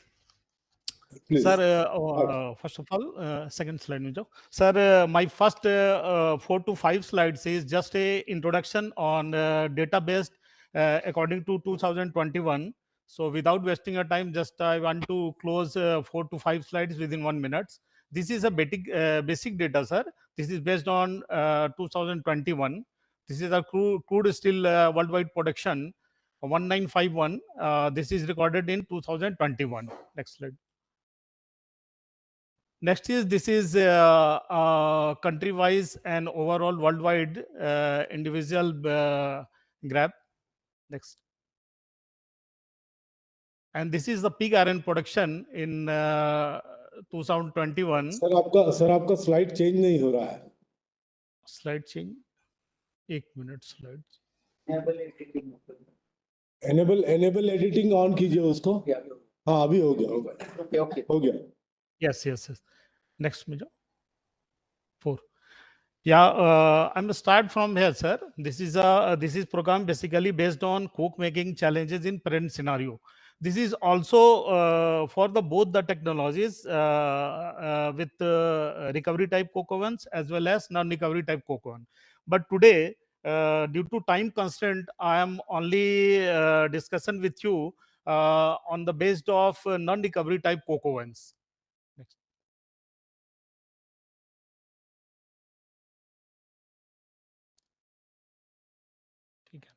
Sir, this is a no, this is not mitigation. Back जाओ भाई, challenges में जाओ. मैं slide number बता रहा हूँ तुमको. हो गया ना? Yes. Yeah, this is a major challenge for sir both the technology for coke making, recovery type and non-recovery type. Availability of infer quality of indigenous coal. Our all the not all the but we have available the indigenous coal for coke making, but there is a different problems, inherent problems in coal. If we go with example of Assam coal, there is a very high sulfur, and we consider the BCCL Bharat Coking Coal Limited. There is a certain ash issues and low VM and some areas in FOSS issue.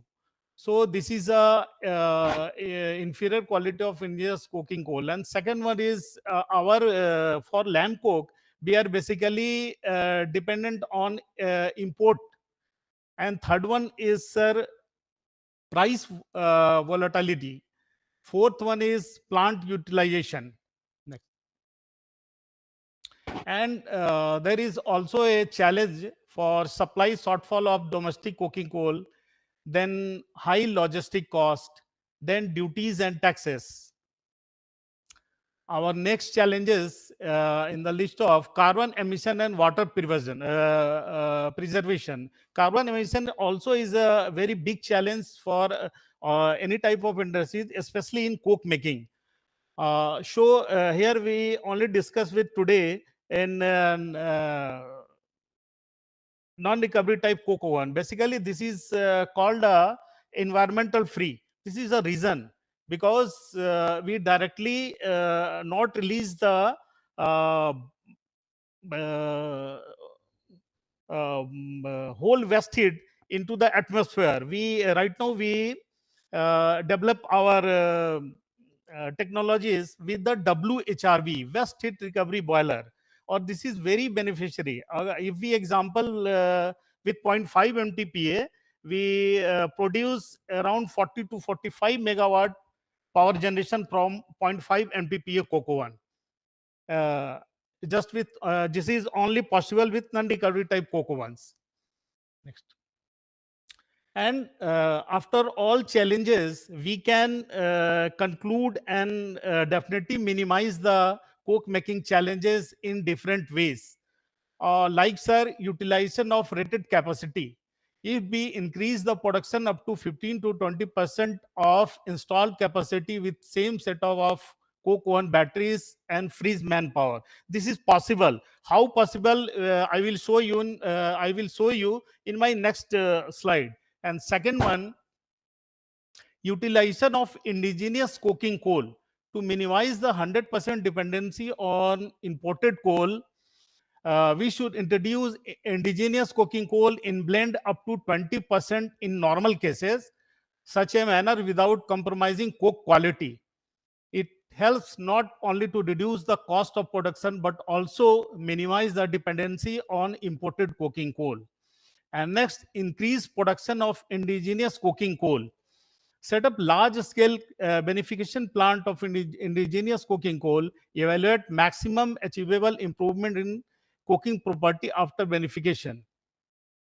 And next, technology selection. Technology selection is very important. Why this is very important?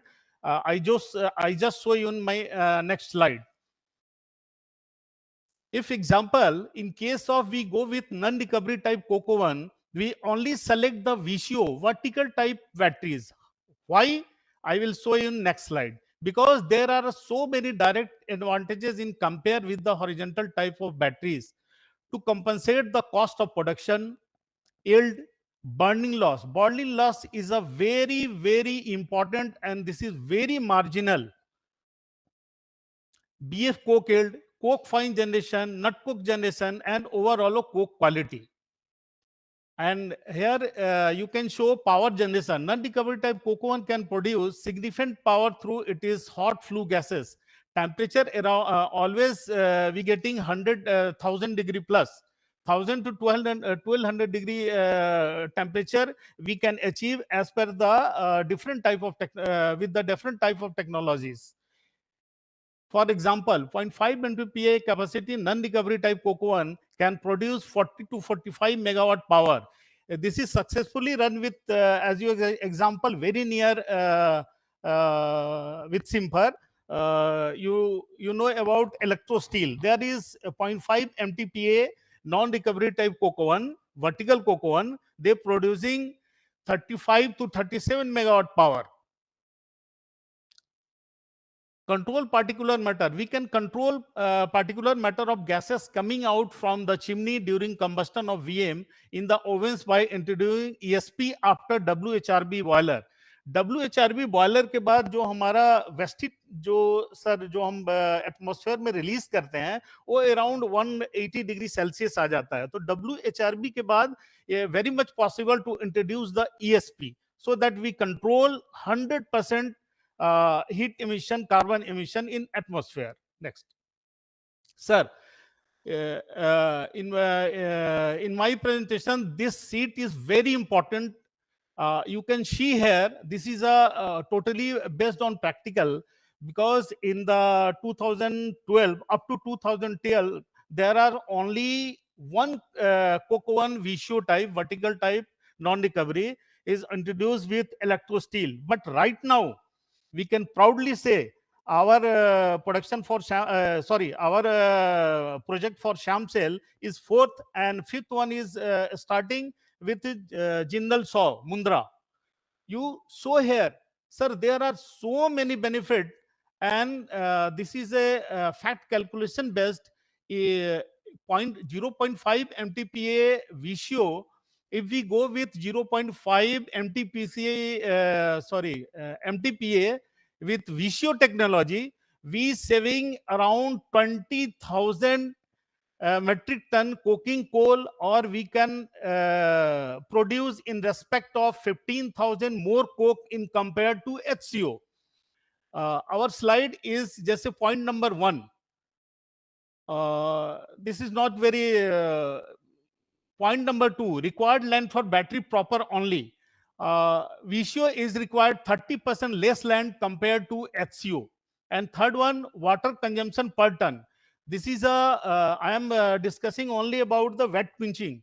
In HCO, the wet quenching 700 liter per ton of hot coke required for wet quenching. And you go with VCO, this is just reduced 100 liter per ton. This is required only 600. And number fourth, fine generation. In HCO, there are so many lumps, around 70 to 80% lumps coke generated in per pushing.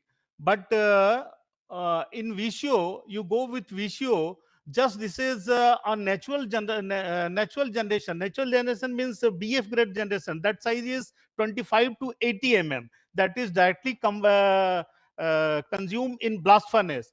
In VCO technology, there is natural generation of blast furnace grade 25 to 80 mm size is 70 to 80%. And next slide is coke moisture at coke one end. If we discussing the coke moisture at the coke one end, in HCO we 5 to 6%. It's maybe 5.5, 6. But in VCO, there is maximum 5%. It's maybe 3.8, 4, 4.5, max up to 5%. And number 7, coke moisture at BF end. It is actual data based, realistic data based. In the BF end, we supply through online, offline coke to consume BF. There is noted that in HCO type coke oven, there is a 4 to 5% minimum moisture at the end of BF. And for VCO, there is a 3 to 4% max in the end of BF. And point number 8, this is very important, very, very important. We always talking about in any type of non-recovery coke oven, there is a main constraint, burning loss. In HCO, is if your oven is new, if you go with maximum leakage, ingression of extra air, you just control 4 to 5%, not less than 4%. Is generally data showing there is a loss minimum 4 to 5% burning loss. If at the rate of 100% rated capacity, if we go lesser side capacity, low capacity in any region, you just noted just burning loss automatically increase. If we operate the SCO plant 70 to 80% productivity, that will be noted 5 to 6% minimum burning loss is noted. And if we go for VCO technology, there is a normal in 100% rated capacity, you just around 0.5 or less than 0.5. It may be 0.4. And if you, in the worst case, with any reason, you go with 70 to 80% productivity, there is noted not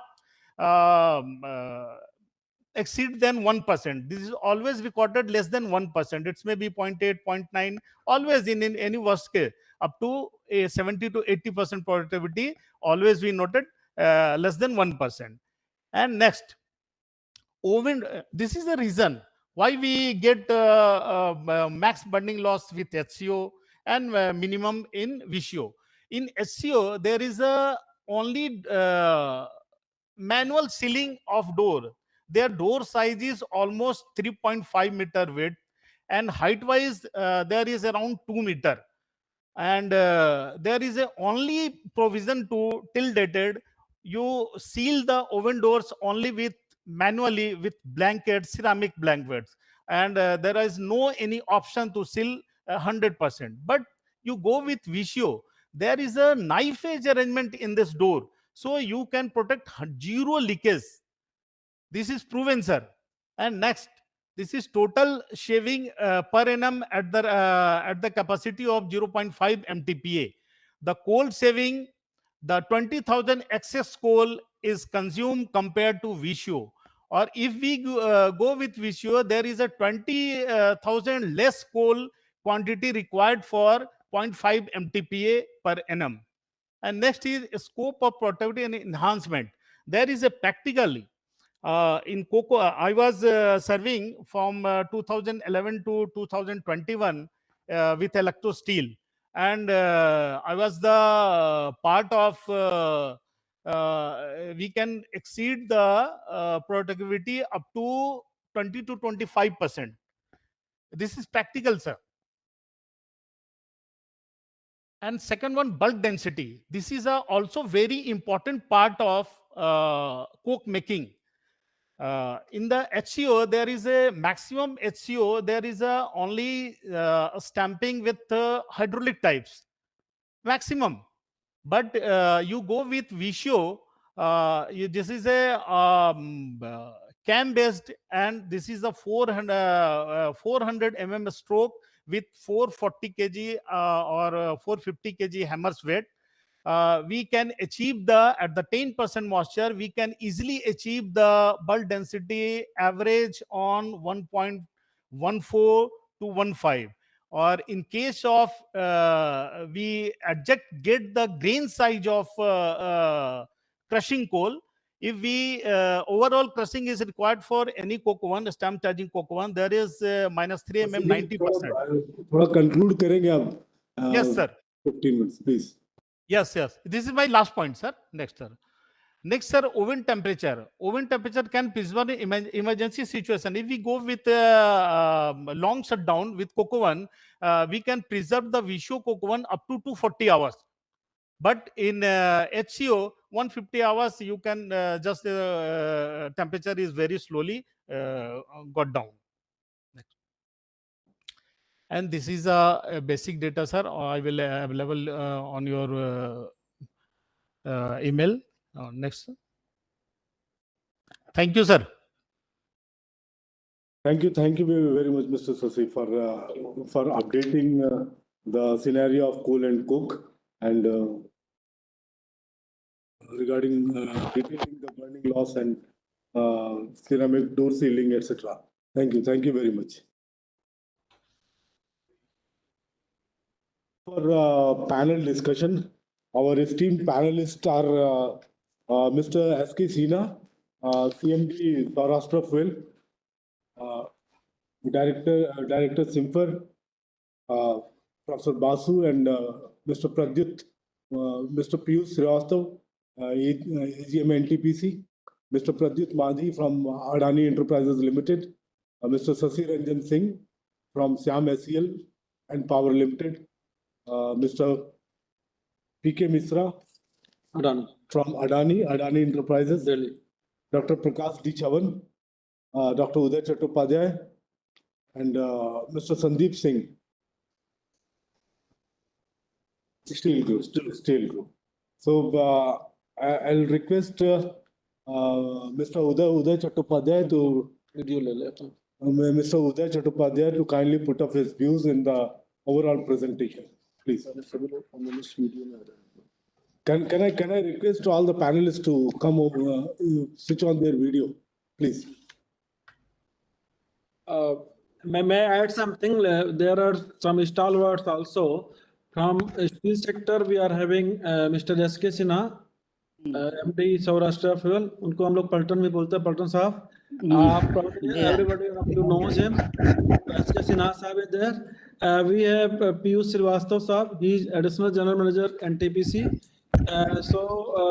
In addition to these talks we had in this session, we will be having enriched knowledge sharing with S.K. Sinha Sahab and Piyush Srivastav Sahab. And there are pending questions from all the speakers. The audience will be free to ask the questions from any of the speakers in this session. And each panelist will be putting their views very shortly, so that we can finish the things within half an hour or something like that. Thank you. So, Dr. Uday, please.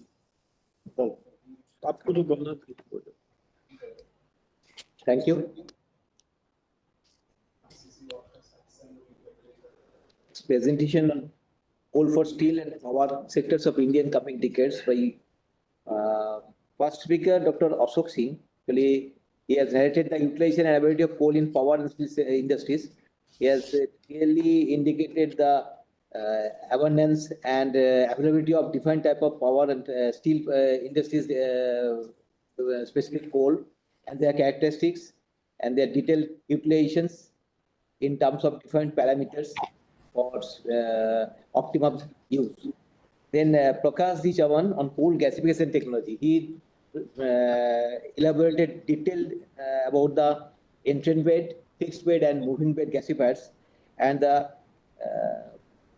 potentiality of our CSS simple gasification department to carry out gasification mapping on different CCL, FCL, and CCL, and futuristic work what they are doing from 1.5 TPD to reaching up to 100 TPD. And myself also elaborated the theme of washing potential of Indian coking and non-coking coal, the present day scenario and futuristic also based upon the steel 2030 vision of steel productions, vis-a-vis the availability of coking coal, present day lower sim coals, its cleaning potentiality and cleaning approach, as well as power coal is abundant, is a huge resource in India, and its cleaning possibilities, as well as specific benefit in terms of its utilization in power sectors to remove the toxic gases, especially the greenhouse gases, by way of removing ash materials and ash forming toxic minerals from the coal by way of washing. Then Mr. Manish Kumar, Dr. Manish Kumar, he also elaborated the hot stamp charging in coke making. It's a very burning topic, and CSS Simper developed these facilities in our premises also, and we are achieving good results in our carbonization department. He has narrated the entire things in detail. Then Mr. Santigopal Sau, it elaborated the talk on co-combustion of coal and biomass. The utilization of biomass, especially nowadays, is a bigger challenge because a good quality coal is now depleting day by day. So biomass is also a headache for us because it is creating havoc all over the world. So naturally, if we think fruitfully to use this biomass as a blend with coal and carry out some co-combustion of type of the industrial applications, then it's a very good approach from industrial application point of view as well as technological development. Then Mr. Pradut Maji from Adani Enterprises has narrated coal gasification technology again on fixed bed, intent bed, and moving bed gasifiers.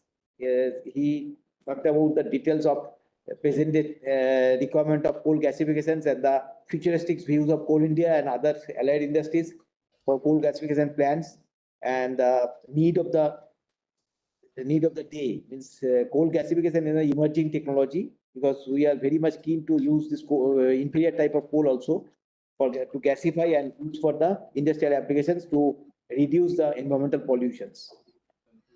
Then Mr. Sasi Ranjan Singh, current challenges in coke making technology vis-a-vis cake making technology. His thought was also based upon this cocoa bean and allied products with recovery and non-recovery type of cocoa beans and its products. And he also elaborated the need of beneficiated coal for steel plant use or coke making actually basically, because this is now challenge because this beneficiating coal for coke making, for power industries, for gasification, this is nowadays very much requirement, this coal washing and coal beneficiation techniques. So these are the thoughts. Now I will request Dr. Manish Kumar and Dr. Ashok Singh to start their panel discussion. And there are so many questions in the audience also. So it is now open for the audience to ask different type of questions. Thank you. Thank you, Dr. Uday. Actually, Dr. Prakash was having some question while Mr. Maji was giving his presentation. So, Dr. Prakash, you can please go ahead with your question from Maji. Thank you, Manish. I have certain, not exactly queries. I want to understand the views from Pradyut from Adani Enterprises. because he is aware about the gasification program in India, as well as they are also pursuing certain activities at their end. He is quite aware about the worldwide activities. So we want to understand means what are expectations of their organization specifically related to gasification, to take forward gasification or implement gasification at their end. In what way Simper can contribute or help them to implement gasification at Adani programs, Adani plans.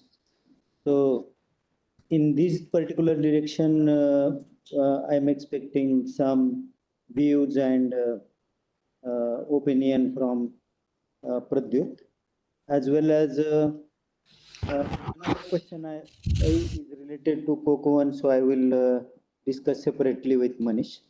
So Pradyut, please. Yeah, so thank you very much. I mean, I have addressed that in my presentation as well. So since these are the very capital intensive project, because we will be making methanol through unconventional route, right? So we'll make solid to gas and then gas to liquid. So normally the methanol traditionally make from gas. So there is, front end system which is coal. Now this process, if I compare to natural gas based methanol and coal based methanol, almost double, right? 70-80% higher than, the conventional route. So the moment it is capex intensive, then everybody will think, twice to set up the project. So in Adani also in the same thing, and at the same time, methanol is a commodity, right? It will be priced internationally traded, huge volume traded. So in either way, it will be linked to international price. So to make it happen as a part of Atmanirbhar Bharat, so there should be some kind of policy like, this urea plant or whatever, they are giving some kind of IRR based price, right? So urea price will be XYZ for, ABCD, IRR, something like that. And since this will be intensive project and this will generate a lot of, other benefit, tax, employment and other thing. And of course, a huge investment and Atmanirbhar, of course, that is there, and one of the clean way of producing methanol.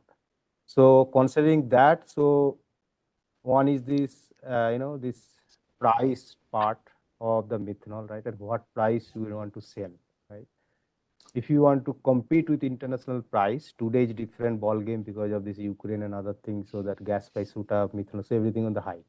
You cannot set up the plant based on the current price. If you look at 10 years or 5 years average price, so that will have a huge issue for, any investor to take the decision unless there is substantial plan on risk mitigation. So one thing could be you ensure that methanol price with certain return, or day one you give some viability gap on the capex so that your front-end loading will be minimized and you can compete with international market price. Because if you see the conversion cost of the methanol, almost 50% is feedstock and 50%, more than 50% is this capex recovery. So there is a huge chunk of burden. And of course that whatever that says and other thing is there, so that I think government is already talking that to to waive off for gasification, that is there.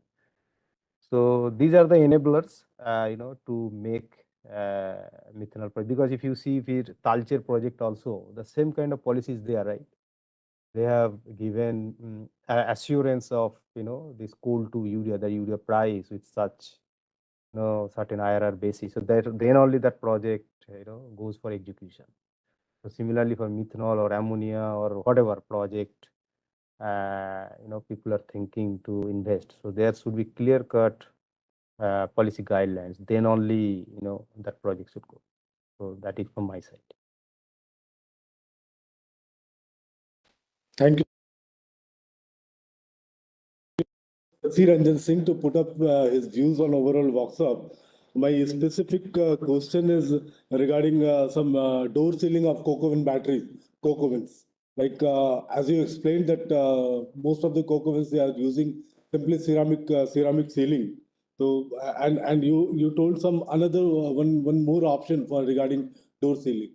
So while giving your overall views over the this seminar, kindly focus on this door sealing also, please. The second type of door sealing, please, Sasiji.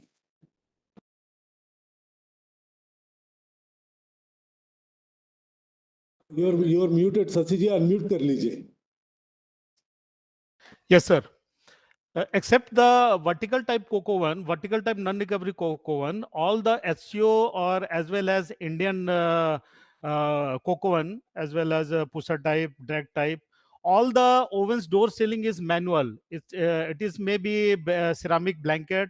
It's maybe yes,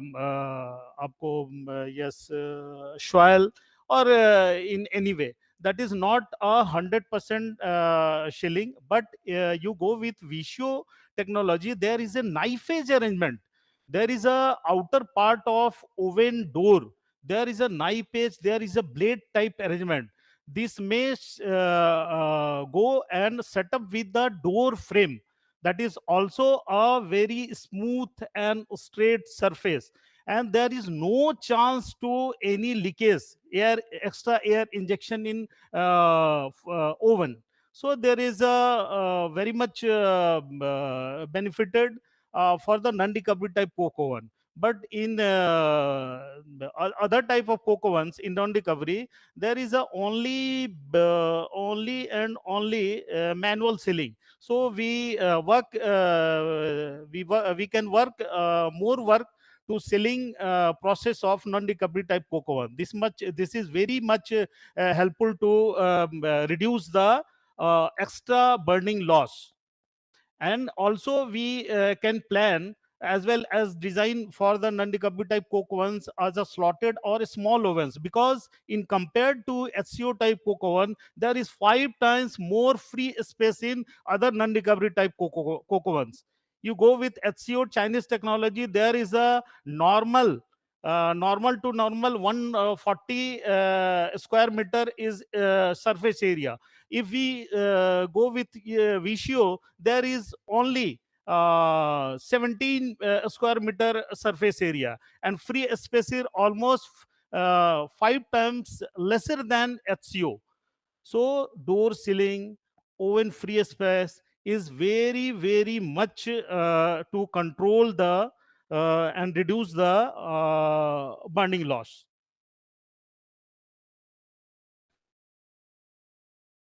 Is there any other question from audience? Audience को access नहीं बोलने के लिए. Okay. Thank you, Sasiji. Thank you, sir. Now, may I request Dr. Piyush Srivastava, AGM NTPC, to put his views over in for the overall this seminar. Dr. Piyush Srivastava, please. Thank you. Please switch on your video, please, sir. I'm visible. अभी दिख रहा है. Okay. Also audible? Am I audible? Yes. Okay. First of all, I want to take this opportunity to thank my SIMFAR colleagues, Dr. A.K. Singh, Dr. Manish Kumar, and Team SIMFAR for giving me this opportunity to be a part of this iCEN-71 and to be here as a panelist to discuss what we have discussed in our different presentations. As far as NTPC is concerned, just I want to give a little bit of a preview of NTPC that our total generation capacity presently is around 70,000 megawatt. Out of this 70,000 megawatt, we are generating some 10,000, 11,000 from gas plus hydro plus renewables. So almost 60,000 megawatt is from thermal generation. So one thing is very clear that for next even 20 to 30 years, we have to rely on this thermal generation. And for this, our reliance on coal and thermal generation, we have to find ways that we should not burden our environment as well as our consumers. We have to find some via media that we should be sustainable. So I fully agree with all our discussion and all presenters who had discussed that we should go for gasification and clean coal technologies and all that. NTPC is also doing its bit in all these fields. Presently, we are having projects related with green hydrogen, carbon to methanol, and carbon dioxide capture from flue gas. In fact, in one of our pilot project that we are doing in NTPC Vindhyachal, we are capturing carbon dioxide from flue gas, and then we are purifying that carbon dioxide and converting that carbon dioxide to methanol. So this pilot project is underway, and hope within 5-6 months we will be able to commission it. So, as far as NTPC concerned, we are being a very responsible power generator, and to avoid all the various government guidelines and everything, we are committed for green, safe, and reliable power generation. Thank you. Thank you, Dr. Srivastav. Now, may I request Dr. Ashok Singh to put his views? May I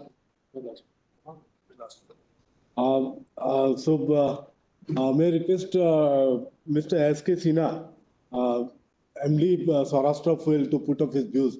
He is having a long experience in coke making, and I think his views will be very beneficial to the gathering. One of the biggest coke exporter. He is one of the biggest coke exporter of India, and best coke quality manufacturer.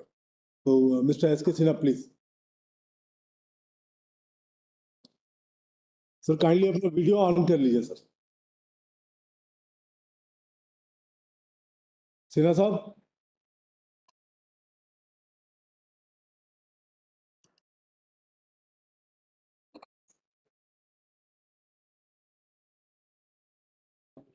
आपकी आवाज आप अब mute है sir. Unmute कीजिए. Unmute कीजिए sir.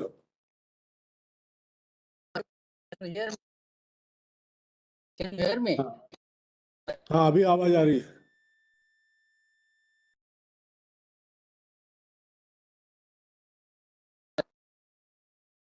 आवाज नहीं आ रही सर आपकी. Manish ji, I have to leave for a meeting. Sorry for that. Thank you very much. Yes. Thank you, Mr. Maji. Thank you, sir. Thank you. Please continue. Yeah, thank you very much. अभी आ रही है sir. तो बीच सबसे पहले तो thank you sir. आवाज cut के आ रही है आपकी.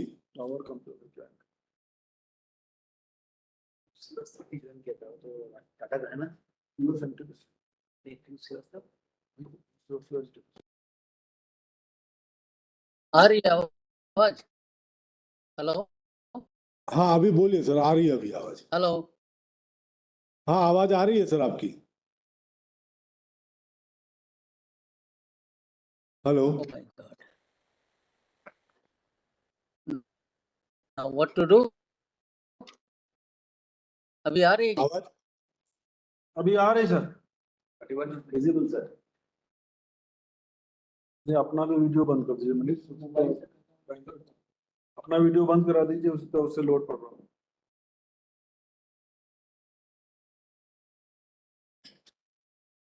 तो टावर लगता है.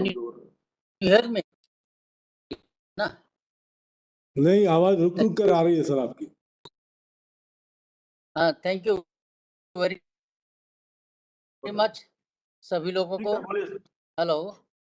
हाँ Can you बोलिए hear me? बोलिए सर, आ रही है आवाज। मैं बता दूं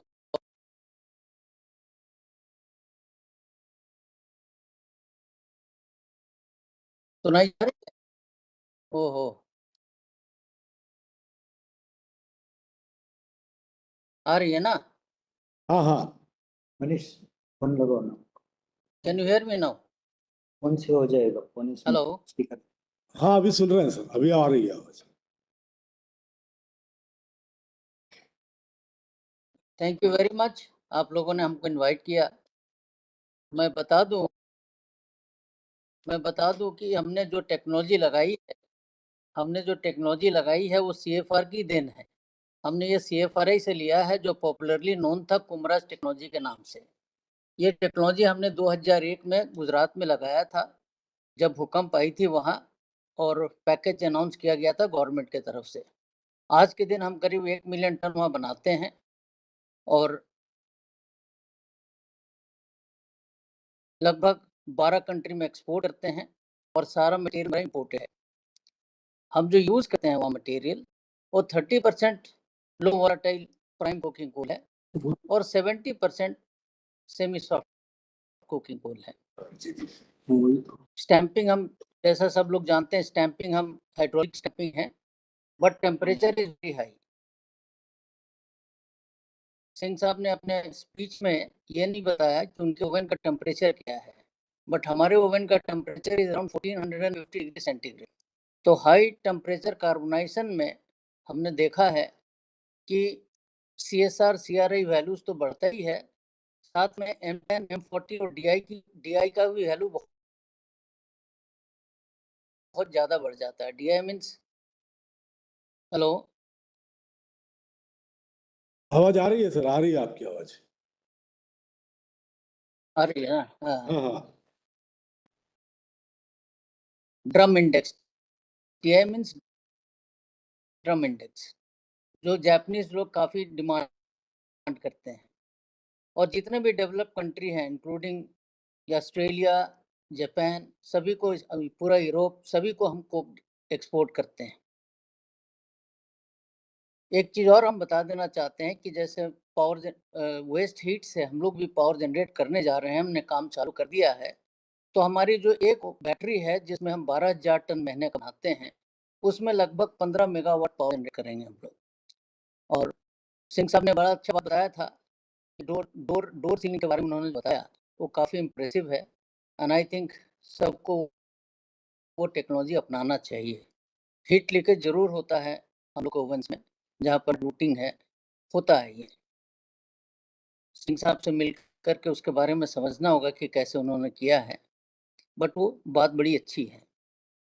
बाकी तो मनीष जी भी एक प्लांट बना ही रहे हैं, और सारे चीज़ उसमें इंक्लूड करेंगे ही Manish ji. And I think उनका जो प्लांट है अभी से में ग्रैंड सक्सेस, अगर ये प्लांट उनका बन जाता है तो हम लोग की कोक मेकिंग की समस्या जो है, जो 2030 तक 300 मिलियन टन स्टील बनाना है अपने को, वो हम लोग बहुत दूर तक, बहुत हद तक पूरा कर पाएंगे। Thank you. Thank you, sir, for updating regarding your plant and overall scenario of India in non-recovery coke making. So, sir, I'd like to update that जैसा कि सिन्हा साहब ने बताया कि CSR Simfer is providing a technology for 0.18 million ton per annum coke production to Gudrumukh Iron Ore Company Limited, जैसा कि हमारे director साहब ने भी अपडेट किया। So, and this plant will include stamp charging system by hydraulic means, and each oven capacity will be about 25 tons, and we are providing 2 batteries to KICL. However, Simfer has already provided number of technology, as Sinasa was telling that the Kumraj oven, he implemented this Kumraj oven in Dhanbad as well as in Gujarat. This technology is very good, and it produces good quality coke. And after installation or after implementation of a stamp charging system in the similar type of oven, it is giving some better result. But we'll have to learn from Sinha Saab that how their the oven temperature, they are able to maintain to 1425 or 1450 degrees centigrade. So because to maintain such a high temperature, the type of refractory which is to be used, mostly the bricks which what we are using in Simfer type technology is alumina brick only, it is not silica brick, and maintaining a temperature of 1450 degrees centigrade for utilizing low VM coal for making coke is a very good initiative, as Mr. Sinha was telling. So this is to update you that I was updating that Simfer is providing technology. Simfer has already provided this coke making technology to a number of industries. But this time, this is the first time public sector company is taking Simfer's technology, which is time charging system. And if it is, I think there is no question of not getting success. It will be successful. And I think it will replace the Chinese or German technology in India for making coke making technology, which is time charging system. So this was an update from my side. Thank you. Now I request Dr. Ashok Singh to put up his closing remarks. Dr. Ashok Singh. Let me have some quick comments or questions from the audience available here in this hall. Arnold, Gopi, Vallu and किसी को सरोज कुछ question पूछना है तो किसी भी audience speaker से बात कर सकते हैं. हेलो and संजय ठाकुर किसी भी स्पीकर से you can have some interaction. Very good evening to you. Sir, I have just a doubt because I'm not background of urbanization. That you have mentioned in that hot stump charging that it's 1 to 1.15 density factor. So while coke making, when it releases moisture and volatile matter, so generally it's supposed to increase, no? Because I have doubt the density of coke. Because no, what I was telling that in this time, what is the in top charging, when you are charging the coal inside the coke oven battery, it is simply loosely packed. The bulk density, what is normal bulk density, what you are having with minus 0.3 mm coal particles, it is now we consider it as 0.75 to 0.8 tons per meter cube. Okay. That is the bulk density of coal while we are charging from top. Okay. In the stamp charging, the same thing what we are doing, we are compacting that particular coal mass and making the bulk density of 1.05. It may go up to 1.15, but we are making the optimum bulk density of 1.05 of coal, not coke. Okay. So this is the difference between stamp charging and top. Okay. Thank you, sir. So I have one more doubt. Present is called photo. So I have one more doubt that's related to gasification. So I have seen that Mr. Manji's presentation, it's a 3 different type of gasifier, like which is available in Simfer, that fluorized gas bed gasifier. So in that, so ours is around 1100 to 1300 degrees temperature. So we are getting ash as a byproduct. So same when we are doing third one, which is that it's coming at around 1300. Drain flow. Yes, sir. 1300 to around 1600. It is coming slab. So here I have one doubt. When it's crossing 1300, when generally in Indian coal, that ash fusion temperature it falls under 1300 to 1400. So when it's melting, whether it won't stick, how it is going to be discharged? Yes. Very interesting question. So what happens at around 1400 degrees Celsius? Ash will get softened. When we see that particular phenomena while testing ash fusion temperature, so we can see at what temperature it gets softened. If we further increase, say around 50 degrees Celsius, what will happen? So it will get completely flat structure. Again, if we increase further, so it will come in the some slag or some molten form, we can say, liquid-like behavior. If we increase further, say 50 degree, 100 degrees Celsius, so what will happen? Liquid will be, viscosity will be, it will achieve such a viscosity that it can flow very easily, just like any water or any similar type of liquid. So in that particular gasifier, temperature is maintained in such a way that whatever ash particles are thrown away or which are injected through the burner, those will get impacted on the wall of the gasifier, and temperature will be at 1600. So it will be in the droplet form, in the completely molten form. So when it will get impacted on the wall of the gasifier, it will flow down as a liquid by covering the entire wall, and it will form uniform layer on the gasifier in the liquid form. So that particular layer acts as a protective layer to refractory also, refractory lining. That's why that temperature is maintained. We can get double benefit. We can take away ash in the form of liquid or molten form, or which is called slag. Simultaneously, it will help us to protect the refractory also. Sir, one more point here. Thank you, sir. That silica and calcium, these are having high melting point. So in that case, how it is possible? What you were telling. But we are using ash as a mixture. So as mixture, that mixture is having some melting or flowability point in the range of 1500 to 1600. If we use separately pure silica or something, then it in that form it will be belongs to refractory minerals, sir. Silica belongs to refractory minerals. In Indian, its melting point is very high. Yes, but it is a mixture of several constituents, no? Indian coal silica is having more than 50%. 55%. So in that case, how it is possible? Yeah. So we are telling you, we are mixing some other things. So what I am thinking, if you can mix with any acid. No, we are not mixing with anything. Only ash itself contains several other constituents.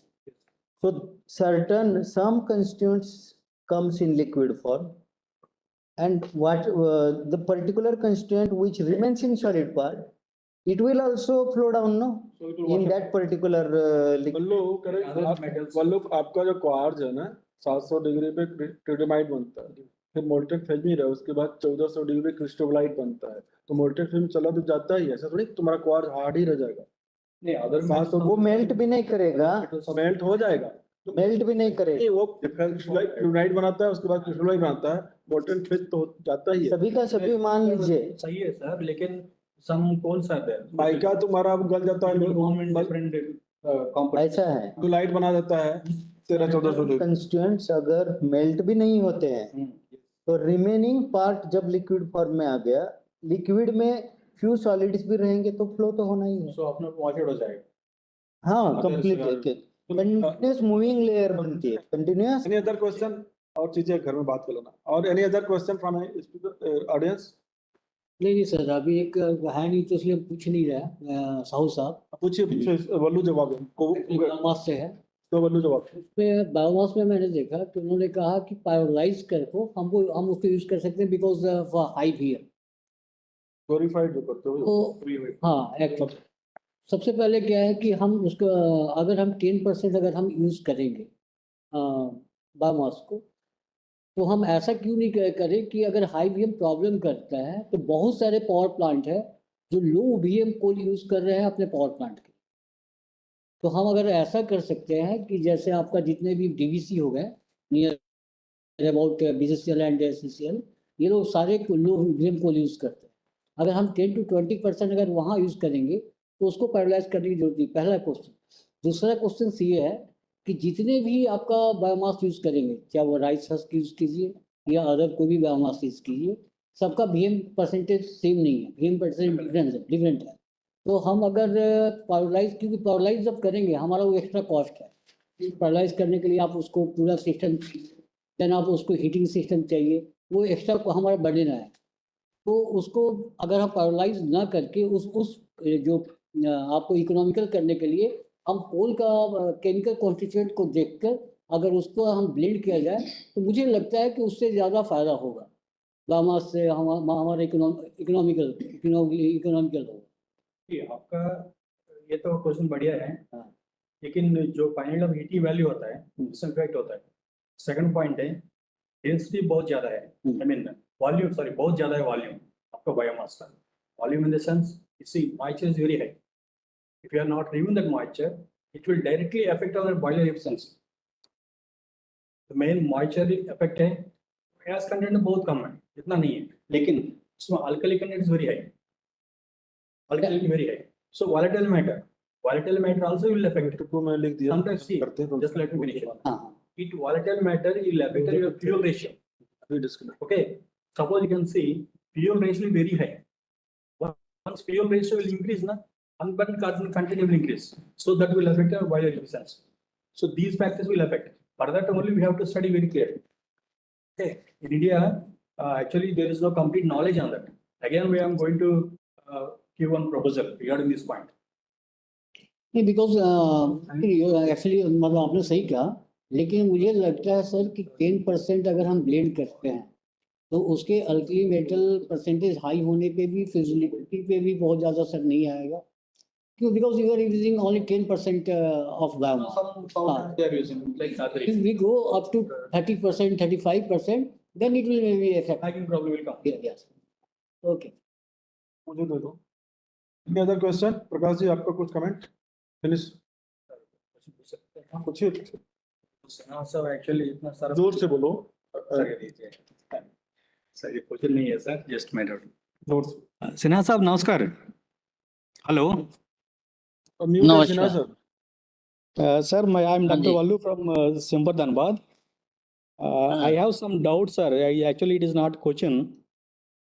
Sir, you are exporting that coke for almost 10 to 12 countries. Sir, how Yes. much percentage you are exporting to outside the country, and how much percentage? How much percentage of coke you are utilizing in India for our regular demand purpose? Sir, just for knowledge purpose only, sir. It is not question, sir. Because we are every time we are importing non-coking coal from like Australia, South Africa, some other countries. Sir, we are exporting around that. Yes, sir, please. We are exporting around 50% our product to other countries, and 50% you are feeding to the Indian customers. Achha, Now sir, in okay. Indian customers, there are steel plant there is a zinc plant is there is a copper plant is there, and there's a foundry is there. We are supplying to these people.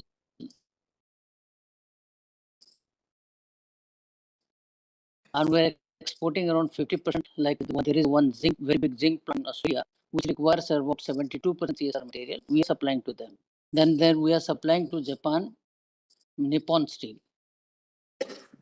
We in Europe, we are supplying to one company in Italy and one company in Romania. And we are importing coal mainly from Australia and very few quantity from Russia and Mozambique. Yes, sir. Very little quantity from Russia and Mozambique. From Russia, we are importing anthracite, and we are mixing with the coal. We are mixing with the coal after pulverizing it, and we are very cheap coal we are getting from Mozambique. Just to reduce our cost, we are importing from Mozambique. Am I clear? Yes, sir. Yes, sir. Thank you, sir. Thank you.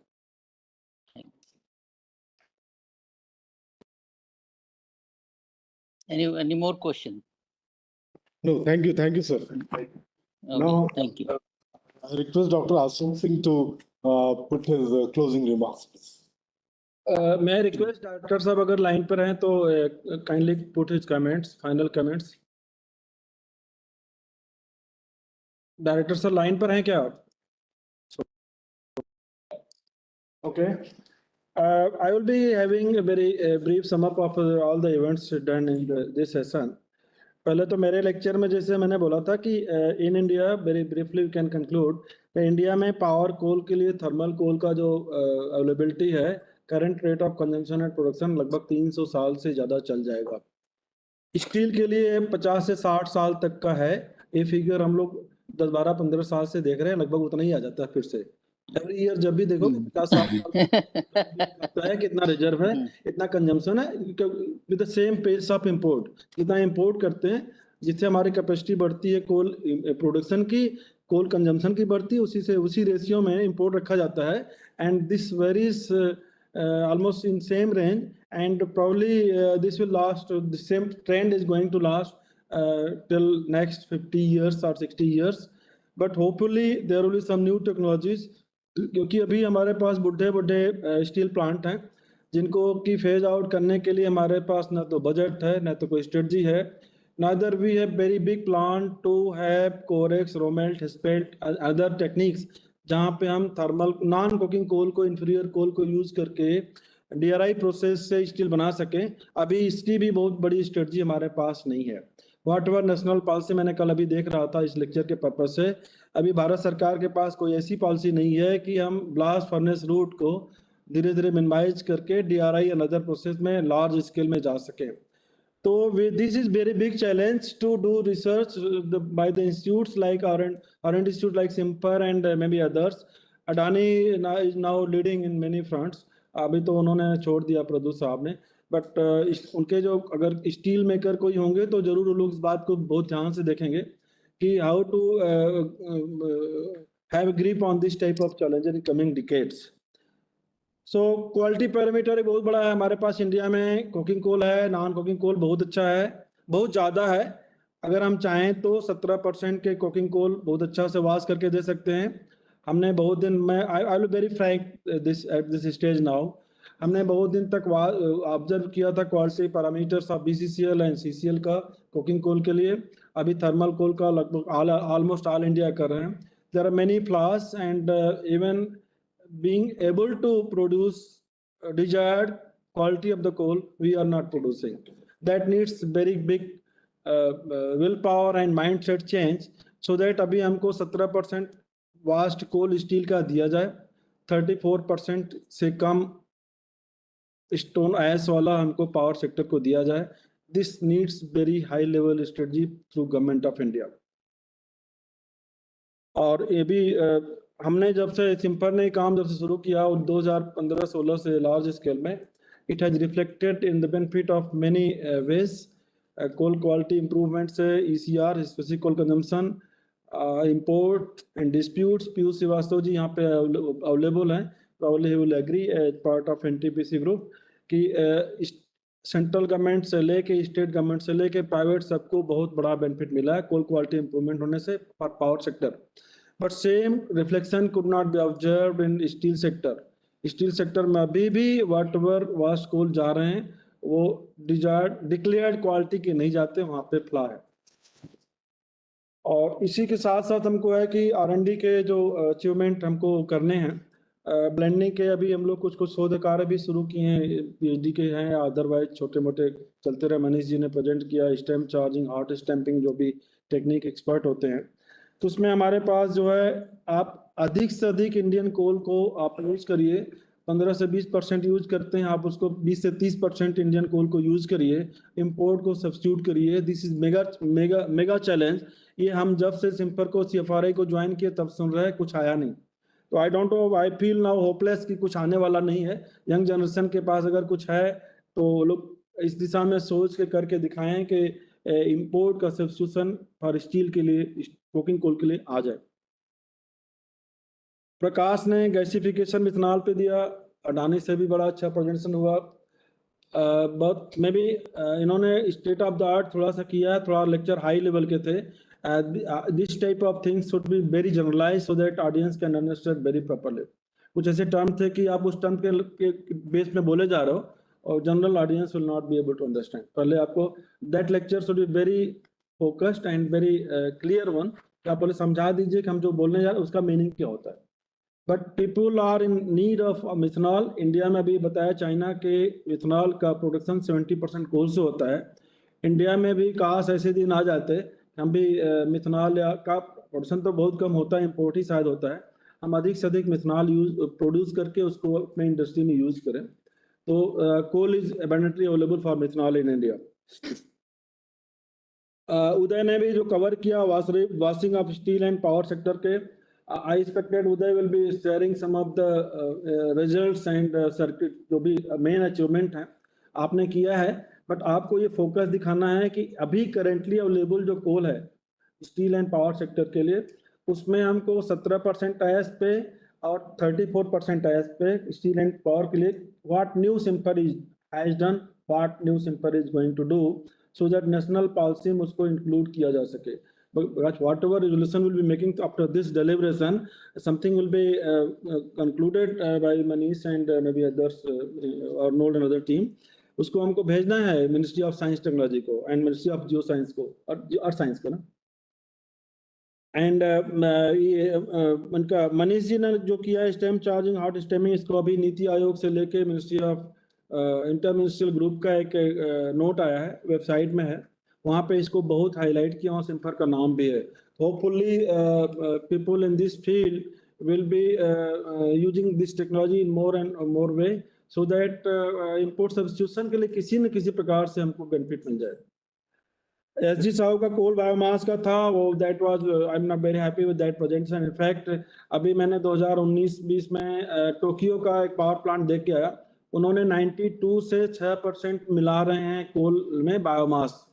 उनको उससे न तो ज़्यादा produce होता है, न तो ज़्यादा ज़रूरत है. 92 से कोई भी कॉम्प्लिकेशन, मैंने पीयूष जी सुन रहे होंगे 92 के बाद चलेगा कोई दूसरा मीटिंग. अच्छा, तो 92 से टोक्यो के पावर प्लांट में बायोमास 6% ब्लेंड करने के बाद आज तक कोई कॉम्प्लिकेशन नहीं आया. इंडिया में उन्होंने एनटीपीसी ने 22 पावर प्लांट को चुना था and they declare that they will be blending 10% of the biomass in the coal.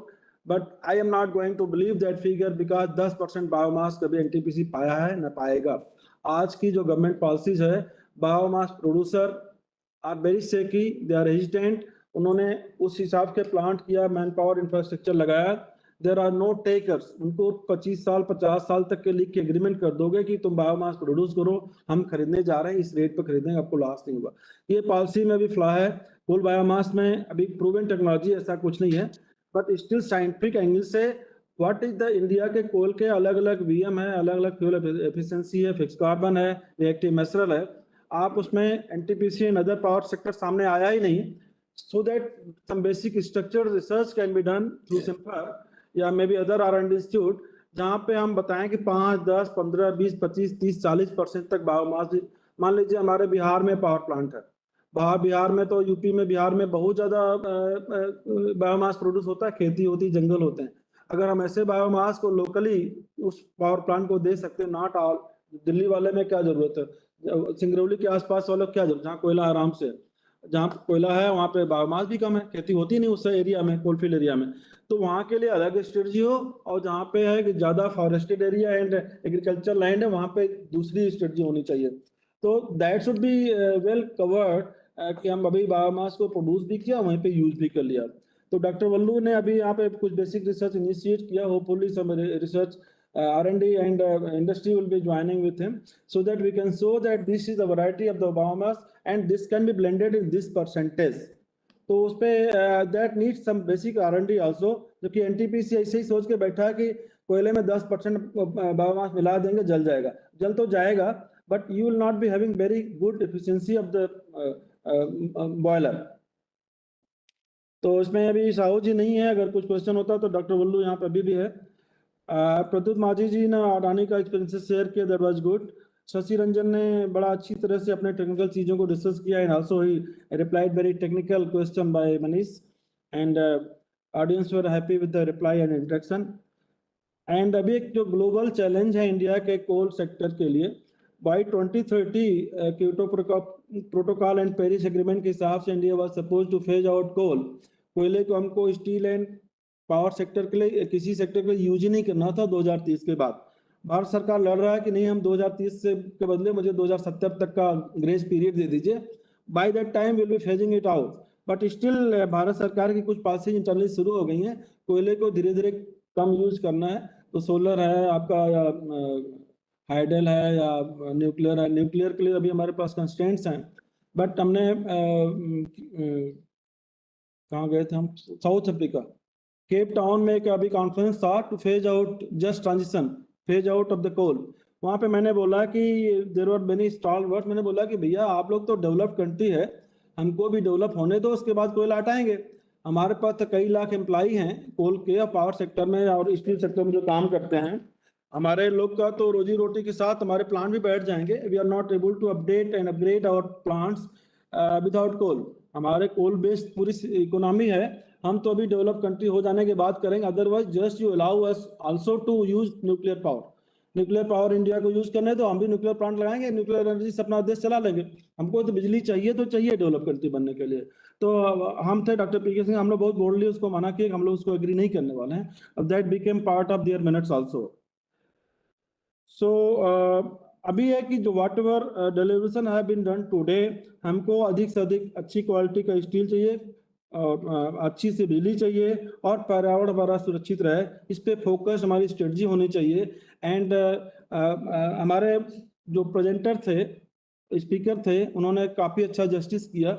Actually इस प्रोग्राम को हम लोग बहुत विद इन 1 वीक तैयार किए थे, तो we could not add much speakers, but time slot only 2 hours का था।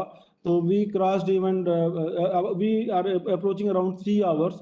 So this is good enough to have coverage of this topic, and I'm very happy and congratulate all the speakers here and audiences online and present in the hall. Hopefully everybody enjoyed, and whatever queries there, our speakers will be available to respond through email. So over to Manish for vote of thanks by Arnold. Dr. Arnold to propose vote of thanks for this speakers.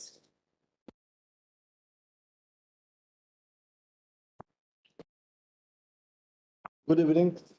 It gives me immense pleasure to deliver vote of thanks for this event in iConnect Industrial Connect under the aegis of Ministry of Science and Technology and the Ministry of Art and Science, Government of India, for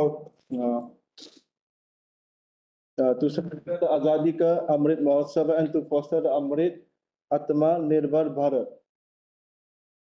I am very highly gratitude to Director CSR Simfer, Professor S. Basu sir, for his opening remarks. And special thanks to Dr. Ashish Mukherjee sir, scientist in Stigwadi campus, and Dr. A.K. Singh sir for his welcome remarks. And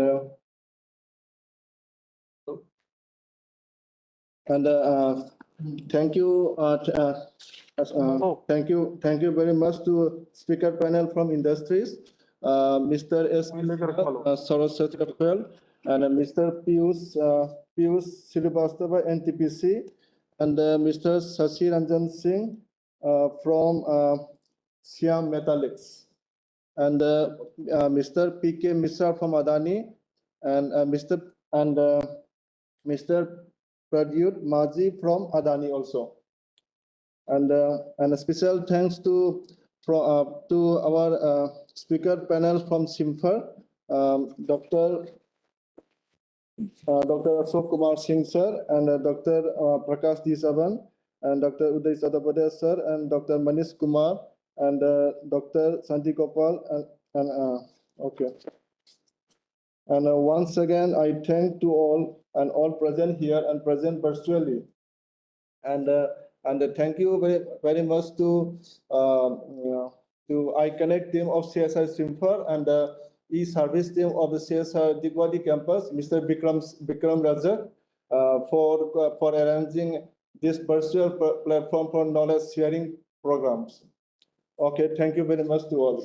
Okay. Thank you. Thank you, sirs. Thank you, sir. Thank you. Maybe disconnect now.